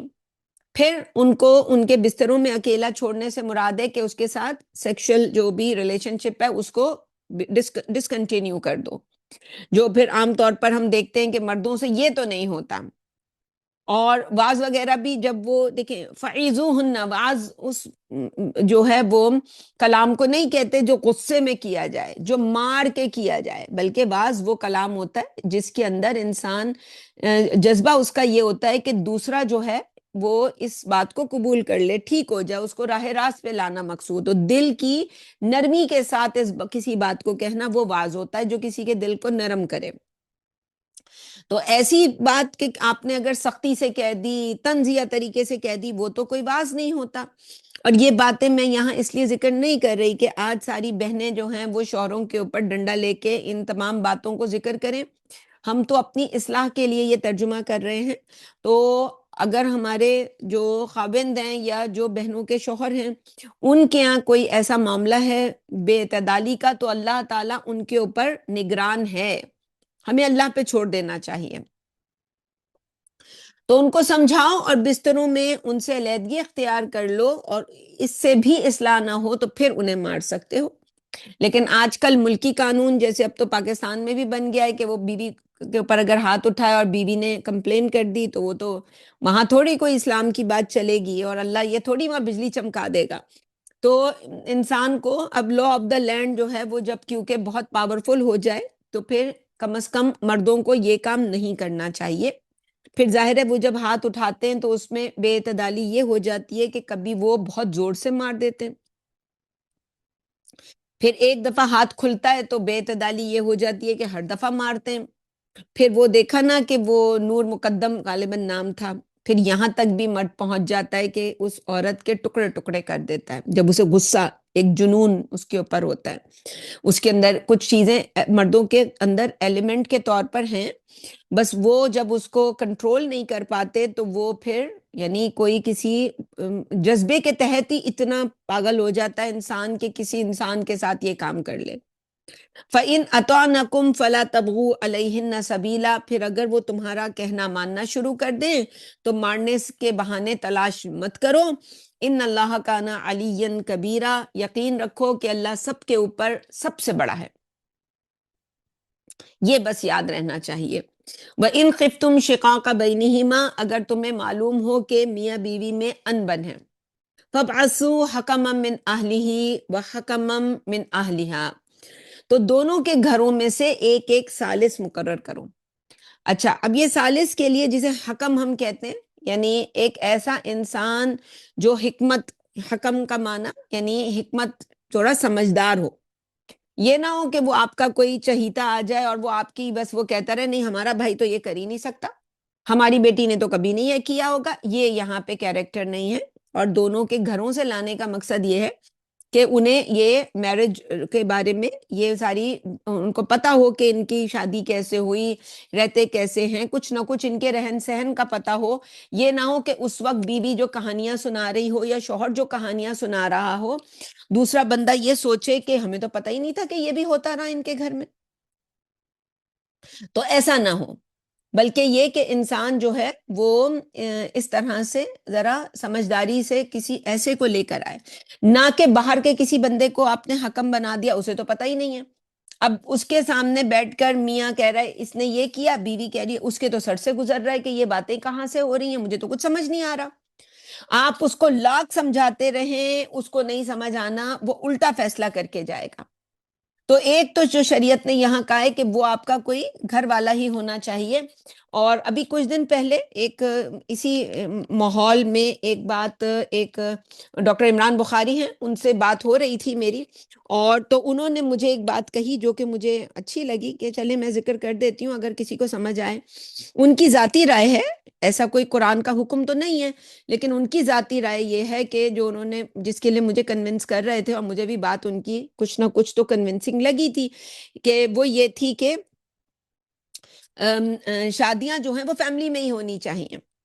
وہ فیملی سے باہر کی جو ہم بچیاں لاتے ہیں ان کا پھر جو ہم حال کرتے ہیں، یہ تو خیر ہم نے بھی وٹنس کیا کہ جو باہر کی بچیاں آئی ہوتی ہیں، یا تو وہ بچیاں ان لوگوں کا برا حال کرتی ہیں یا لوگ بچیوں کا برا حال کرتے ہیں۔ دونوں صورتوں میں بہت ہی کم، شاید 1% شادیاں ہوتی ہیں ایسی جو غیروں میں ہوتی ہیں، وہ چلتی ہیں۔ ریشو تو خاندان میں بھی ملتا ہے ہمیں ڈیورس کا اور دوسری چیزوں کا، لیکن اس کے مقابلے میں گھر کے بڑے جو ہیں وہ ایسی شادیوں کو رکھ رکھاؤ کروا لیتے ہیں، کچھ سمجھا بجھا کے چلتا رہتا ہے معاملہ۔ تو دونوں کے گھر والوں میں سے ایک ایک ثالث مقرر کرو، این یریدا اصلاحا یوفق اللہ بینہما، اگر وہ دونوں ثالث میاں بیوی کی کو اصلاح پر راضی کر لیں تو اللہ دونوں کے درمیان موافقت پیدا فرما دے گا۔ وقتی طور پر وہ اپنا جوڑ توڑ کے چلے جائیں، باقی اللہ تعالیٰ جب یہ ساتھ رہیں گے تو دلوں کو جوڑ دے گا۔ ان اللہ کانا علیمن خبیرہ، بے شک اللہ تو ہے ہی سب کچھ جاننے والا، ہر چیز سے خبردار۔ وَاعْبُدُوا اللَّهَ وَلَا تُشْرِكُوا بِهِ شَيْئًا، اور اللہ کی بندگی اختیار کرو اور اس کے ساتھ کسی کو شریک نہ بناؤ۔ وَبِالْوَالِدَيْنِ إِحْسَانًا، اور والدین کے ساتھ حسن سلوک کرو۔ وَبِذِي الْقُرْبَى وَالْيَتَامَى وَالْمَسَاكِينِ، اور حسن سلوک کرو قرابت داروں، یتیموں اور مسکینوں سے۔ وَالْجَارِ ذِي الْقُرْبَى وَالْجَارِ الْجُنُبِ، قرابت دار ہمسائے سے اور ساتھ رہنے والے پڑوسی سے۔ وَالصَّاحِبِ بِالْجَنبِ وَابْنِ السَّبِيلِ وَمَا مَلَكَتْ أَيْمَانُكُمْ، اور ساتھ بیٹھنے والے سے اور مسافر سے اور اپنے غلاموں اور کنیزوں سے۔ ان اللہ لا يحب من کان مختالا فخورا، یقیناً اللہ کسی بھی متکبر اور شیخی خورے کو پسند نہیں کرتا۔ الذین یبخلون ویأمرون الناس بالبخل، یہ وہ لوگ ہیں جو خود بخل کا مظاہرہ کرتے اور دوسروں کو بھی کنجوسی کی ترغیب دیتے ہیں۔ وَيَكْتُمُونَ مَا آتَاهُمُ اللَّهُ مِنْ فَضْلِهِ، اور اللہ نے ان پر آمدنی کی شکل میں جو فضل فرمایا ہے اسے چھپاتے ہیں۔ وَأَعْتَدْنَا لِلْكَافِرِينَ عَذَابًا مُهِينًا، اور ہم نے ایسے ناشکروں کے لیے رسوا کن عذاب تیار کیا ہے۔ وَالَّذِينَ يُنْفِقُونَ أَمْوَالَهُمْ رِئَاءَ النَّاسِ، اور وہ لوگ جو صرف لوگوں کو دکھانے کے لیے اپنے مال خرچ کرتے ہیں۔ وَلَا يُؤْمِنُونَ بِاللَّهِ وَلَا بِالْيَوْمِ الْآخِرِ، جیسے وہ اللہ اور آخرت کے دن کو مانتے ہی نہیں ہیں۔ وَمَن يَكُنِ الشَّيْطَانُ لَهُ قَرِينًا فَسَاءَ قَرِينًا، اور جس کسی کا بھی دوست شیطان بن گیا ہو، وہ یاد رکھے کہ وہ انتہائی برا دوست ہے۔ وَمَاذَا عَلَيْهِمْ لَوْ آمَنُوا بِاللَّهِ وَالْيَوْمِ الْآخِرِ، ان کا کیا بگڑتا اگر وہ اللہ اور آخرت کے دن پر پختہ ایمان رکھتے۔ وَأَنفَقُوا مِمَّا رَزَقَهُمُ اللَّهُ، اور اللہ کے دیے ہوئے میں سے اللہ کی راہ میں خرچ کرتے۔ وَكَانَ اللَّهُ بِهِمْ عَلِيمًا، اور اللہ ان کو خوب جانتا ہے۔ ان اللہ لا یظلم مثقال ذرہ، اور اللہ تو کسی کی ذرہ برابر بھی حق تلفی نہیں کرتا۔ وَإِن تَكُ حَسَنَةً يُضَاعِفْهَا، اور اگر کوئی نیکی ہوگی تو اللہ اس کو کئی گناہ کر دے گا۔ وَيُؤْتِي مِن لَدُنْهُ أَجْرًا عَظِيمًا، اور اس کو اپنے پاس سے بہت بڑا اجر بھی عطا کرے گا۔ ڈپینڈ انسان نے کتنا اللہ کے لیے کیا ہوگا۔ فَكَيْفَ إِذَا جِئْنَا مِن كُلِّ أُمَّةٍ بِشَهِيدٍ، اور تصور کرو جب ہم ہر امت میں سے ایک گواہ لائیں گے۔ وَجِئْنَا بِكَ عَلَىٰ هَٰؤُلَاءِ شَهِيدًا، اور ہم آپ کو اے نبی صلی اللہ علیہ وسلم ان قریش کے خلاف گواہ بنا کر کھڑا کریں گے۔ وہ جو ہم نے پیچھے پڑھا کہ وَكَذَلِكَ جَعَلْنَاكُمْ أُمَّةً وَسَطًا لِتَكُونُوا شُهَدَاءَ عَلَى النَّاسِ وَيَكُونَ الرَّسُولُ عَلَيْكُمْ شَهِيدًا، یہ گواہی جو ہم نے دینی ہے، اور یہ گواہی جو ہر رسول اپنی امت کے خلاف دے گا۔ یہ وہ مقام ہے کہ جہاں پر نبی اکرم صلی اللہ علیہ وسلم کو بھی کہا گیا کہ اس وقت کا تصور کرو کہ جب ہر امت سے اس کا رسول اس کے خلاف یا اس کے حق میں گواہی لی جائے گی، اور اے نبی صلی اللہ علیہ وسلم آپ سے کو بھی قریش کے خلاف کھڑا کیا جائے گا۔ تو یہ ایک دفعہ نبی اکرم صلی اللہ علیہ وسلم انہوں نے جو ہے اپنے ایک صحابی سے کہا کہ وہ قرآن پڑھنا شروع کریں، ان کا دل کر رہا تھا قرآن سننے کا، اور انہوں نے سورہ نساء پڑھنی شروع کی۔ اور جب وہ اس آیت پہ آئے تو نبی اکرم صلی اللہ علیہ وسلم نے انہیں روک دیا۔ کیوں؟ کیونکہ نبی اکرم صلی اللہ علیہ وسلم کو اپنے رشتہ داروں کے خلاف، اپنے قبیلے کے خلاف، اپنے امتیوں کے خلاف بھی گواہی دینی ہوگی۔ اور وہ گواہی کیا ہوگی کہ نبی اکرم صلی اللہ علیہ وسلم نے تو ہم تک پہنچا دیا گیا۔ نبی اکرم صلی اللہ علیہ وسلم نے حجۃ الوداع میں ہم 1,00,000 کے مجمع سے یہ جو ہے وہ ان کے سامنے یہ گواہی رکھی کہ الا هل بلغت، اے لوگوں میں نے پہنچا دیا؟ تو سب نے کہا کہ آپ نے پہنچانے کا حق ادا کر دیا۔ تو سب کے خلاف ہوگی، امت کے خلاف نبی اکرم صلی اللہ علیہ وسلم کھڑے ہوں گے، اور قریش کے اس میں کون؟ ان کے وہ حضرت ابو طالب، ان کے یا ابو لہب کون تھا؟ یہ بھی چچا تھا۔ یہ اور جتنے جو نبی اکرم صلی اللہ علیہ وسلم کے رشتہ دار، تو سب کے خلاف کھڑے ہوں گے۔ یومئذ یود الذین کفروا وعصوا الرسول، جس روز رسول کا انکار اور اس کی نافرمانی کرنے والے تمنا کریں گے،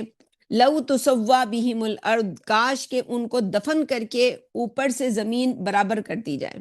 یعنی کسی کو نہ پتہ چلے یہاں کوئی دفن ہے۔ ولا یکتمون اللہ حدیثا، اور وہ اللہ سے کوئی بھی بات چھپا نہیں سکیں گے۔ یا ایھا الذین آمنوا لا تقربوا الصلاۃ وانتم سکارا، اے ایمان والو نشے کی حالت میں تو نماز کے قریب بھی مت جاؤ۔ حتی تعلموا ما تقولون، یہاں تک کہ تم جان لو کہ کیا بات کہہ رہے ہو۔ ولا جنبا الا عابری سبیل حتی تغتسلوا، اور حالت جنابت میں تو غسل کے لیے بغیر مسجد کے قریب بھی مت جاؤ، سوائے اس کے کہ تمہیں مسجد میں سے گزرنا پڑے۔ وَإِن كُنتُم مَرْضَىٰ أَوْ عَلَىٰ سَفَرٍ، اور اگر تم بیمار ہو یا سفر پر ہو، أَوْ جَاءَ أَحَدٌ مِّنكُم مِّنَ الْغَائِطِ أَوْ لَامَسْتُمُ النِّسَاءَ، یا تم میں سے کوئی قضائے حاجت سے فارغ ہو کر آیا ہو یا تم نے عورتوں سے صحبت کی ہو۔ فَلَمْ تَجِدُوا مَاءً فَتَيَمَّمُوا صَعِيدًا طَيِّبًا، اور تمہیں پانی نہ ملے تو پاک مٹی سے تیمم کر لو۔ یعنی ایک تو شراب کا حکم آیا کہ جی نماز، اگر تمہیں نماز سے محبت ہے، الصلاۃ معراج المومنین، ایمان والوں کے لیے تو نماز ایسے ہے کہ اللہ سے، جیسے وہ کل ہمارے 27ویں رجب غالباً گزری ہے کہ اسراء والمعراج کے لیے مشہور جو ہمارے پاس تاریخی جو حقائق ہیں ان میں کہ اس رات کو ہوئی تھی، تو ایک مومن جو ہے اس کے لیے تو وہ معراج کے برابر ہے، اللہ سے ملاقات ہے اس کی۔ ایسے کیسے ہو سکتا ہے کہ کوئی انسان اس پر کسی اور چیز کو ترجیح دے؟ تو محبت خود بخود نکل جائے گی۔ جو جن کے اندر ظاہر ہے وہ وہی معاشرہ تھا، مدینے کا معاشرہ، جیسے آج ہمارا انگلش کلچر ہے۔ اب تو وہ پاکستان میں بھی عام طور پر ہر ڈرامے کے اندر یہ ایلیمنٹ داخل کیا جاتا ہے، خاص طور پر نوٹ دیکھ دیتے ہیں نیچے کہ شراب نوشی صحت کے لیے یا تمباکو نوشی صحت کے لیے مضر ہے، لیکن کلچر جو ہے وہ عام کرنے کے لیے دکھا رہے ہیں کہ ایک انسان غم میں جو ہے پی رہا ہے۔ یعنی آپ کو یہ بتایا جا رہا ہے، جیسے ہم نے کہا نا، ہم نے ڈراموں فلموں سے سیکھا ہے کہ کیسے ہم نے اپنے معاملات کرنے ہیں، تو وہاں پہ بھی یہ تھا۔ تو اور تمہیں اور تیمم کا بھی یہاں پہ حکم آ گیا کہ تمہیں پانی نہ ملے تو پاک مٹی سے تیمم کرو۔ اور فَامْسَحُوا بِوُجُوهِكُمْ وَأَيْدِيكُمْ، اس کا طریقہ یہ ہے کہ اس مٹی سے اپنے چہروں اور کوہنیوں تک اپنے ہاتھوں کو مسح کرو۔ ان اللہ کان عفوا غفورا، بے شک اللہ تم کو معاف کرنے والا، بخشنے والا ہے۔ الم تر الی الذین اوتوا نصیبا من الکتاب، کیا آپ نے ان لوگوں کو نہیں دیکھا جن کو کتاب میں سے ایک حصہ ملا تھا؟ یشترون الضلالۃ ویریدون ان تضلوا السبیل، وہ خود تو گمراہی کے خریدار ہیں ہی، لیکن چاہتے ہیں کہ تم بھی سیدھے راستے سے بھٹک جاؤ۔ واللہ اعلم بآدائکم، اللہ تمہارے دشمنوں کو خوب پہچانتا ہے۔ وَكَفَى بِاللَّهِ وَلِيًّا وَكَفَى بِاللَّهِ نَصِيرًا، اور اللہ سرپرست اور مددگار ہونے کے اعتبار سے کافی ہے۔ من الذین ہادوا یحرفون الکلم عن مواضعہ، کچھ یہودی جو تورات کے الفاظ کو ان کے موقع محل سے ہٹا ڈالتے ہیں۔ وَيَقُولُونَ سَمِعْنَا وَعَصَيْنَا، اور اپنی زبانوں کو توڑ موڑ کر دین میں تانا زنی کرتے ہوئے کہتے ہیں سمعنا وعصینا واسمع غیر مسمع وراعنا لیا بألسنتہم وطعنا فی الدین، اور اسمع غیر مسمع اور راعنا، یعنی مراد یہ کہ یعنی عربی کے الفاظ ہیں جو کہے جا رہے ہیں کہ ہم نے سنا، ہم مانیں گے نہیں، سن لیا ہے، سنو ایسے سنو کہ نہ سننے کے برابر، غیر مسمعین۔ اور راعنا، یعنی راعنا کہ جو ہے ہماری رعایت کیجئے، اور وہ زبانوں کو تھوڑا سا ٹیڑھ کر کے یا تو راعینا یا پھر راعنا آگے ہاں لگا دیتے، لفظوں کو بدل بدل کے بولتے۔ وَلَوْ أَنَّهُمْ قَالُوا سَمِعْنَا وَأَطَعْنَا وَاسْمَعْ وَانظُرْنَا لَكَانَ خَيْرًا لَهُمْ وَأَقْوَمَ، حالانکہ اگر وہ یہ کہتے کہ سنا، ہم نے سنا اور ہم نے اطاعت کی، یہ ان کے لیے زیادہ بہتر ہوتا۔ وَأَطَعْنَا اور وَاسْمَعْ، ہم نے سنا، یا پھر سنیے ہماری رعایت کیجئے، انظرنا ہماری طرف نظر عنایت کریں، وہ جو ہم نے پیچھے نبی اکرم صلی اللہ علیہ وسلم کے لیے آیت پڑھی تھی، تو وَانظُرْنَا لَكَانَ خَيْرًا لَهُمْ وَأَقْوَمَ، یہ ان کے لیے بہتر اور زیادہ مناسب ہوتا۔ بَلَٰكِن لَعَنَهُمُ اللَّهُ بِكُفْرِهِمْ فَلَا يُؤْمِنُونَ إِلَّا قَلِيلًا، اصل میں اللہ نے ان کے کفر کی وجہ سے ان پر پھٹکار کی ہے، لہٰذا یہ کم ہی ایمان لائیں گے۔ یا ایھا الذین اوتوا الکتاب آمنوا بما نزلنا مصدقا لما معکم، اے اہل کتاب مانو اس کتاب کو جو ہم نے تمہارے پاس پہلے سے موجود کتاب کی تصدیق کرتے ہوئے اتاری ہے۔ من قبل ان نطمس وجوہا فنردها علی ادبارها، اس سے پہلے کہ ہم چہروں کو بگاڑ کر ان کی پیٹھوں کی طرف پھیر دیں۔ او نلعنہم کما لعنا اصحاب السبت، یا ہم ان پر اصحاب سبت جیسی پھٹکار کریں۔ وَكَانَ أَمْرُ اللَّهِ مَفْعُولًا، اور اللہ کا کام ہو کر رہنے والا ہے۔ إِنَّ اللَّهَ لَا يَغْفِرُ أَن يُشْرَكَ بِهِ،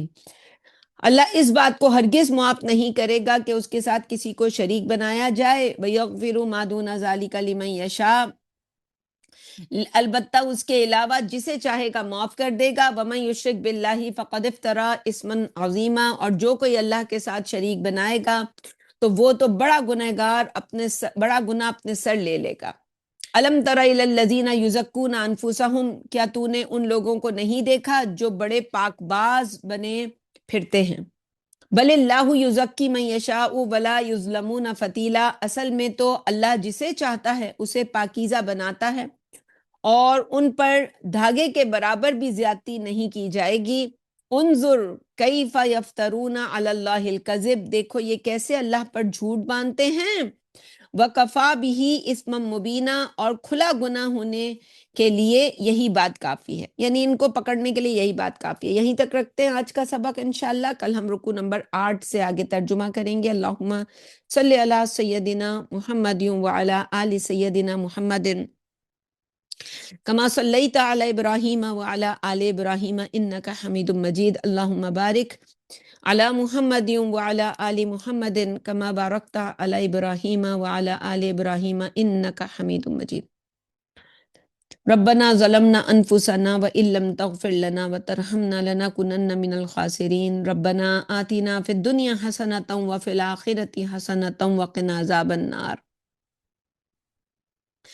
ربنا افرغ علينا صبرا وثبت اقدامنا فانصرنا على القوم الكافرين۔ ربنا هب لنا من ازواجنا وذرياتنا قرة اعين واجعلنا للمتقين اماما۔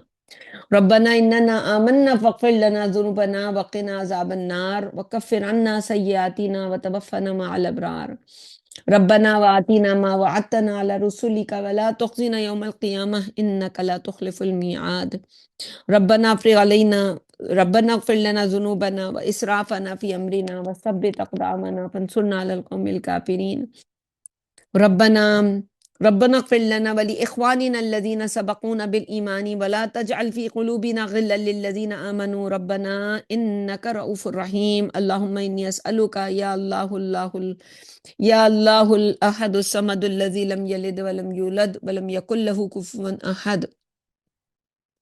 ان تغفر لی ذنوبی انک انت الغفور الرحیم۔ آمین برحمتک یا ارحم الراحمین۔ سبحان ربک رب العزت عما یصفون وسلام علی المرسلین والحمد للہ رب العالمین۔ حق لا الہ الا اللہ محمد رسول اللہ صلی اللہ علیہ وسلم۔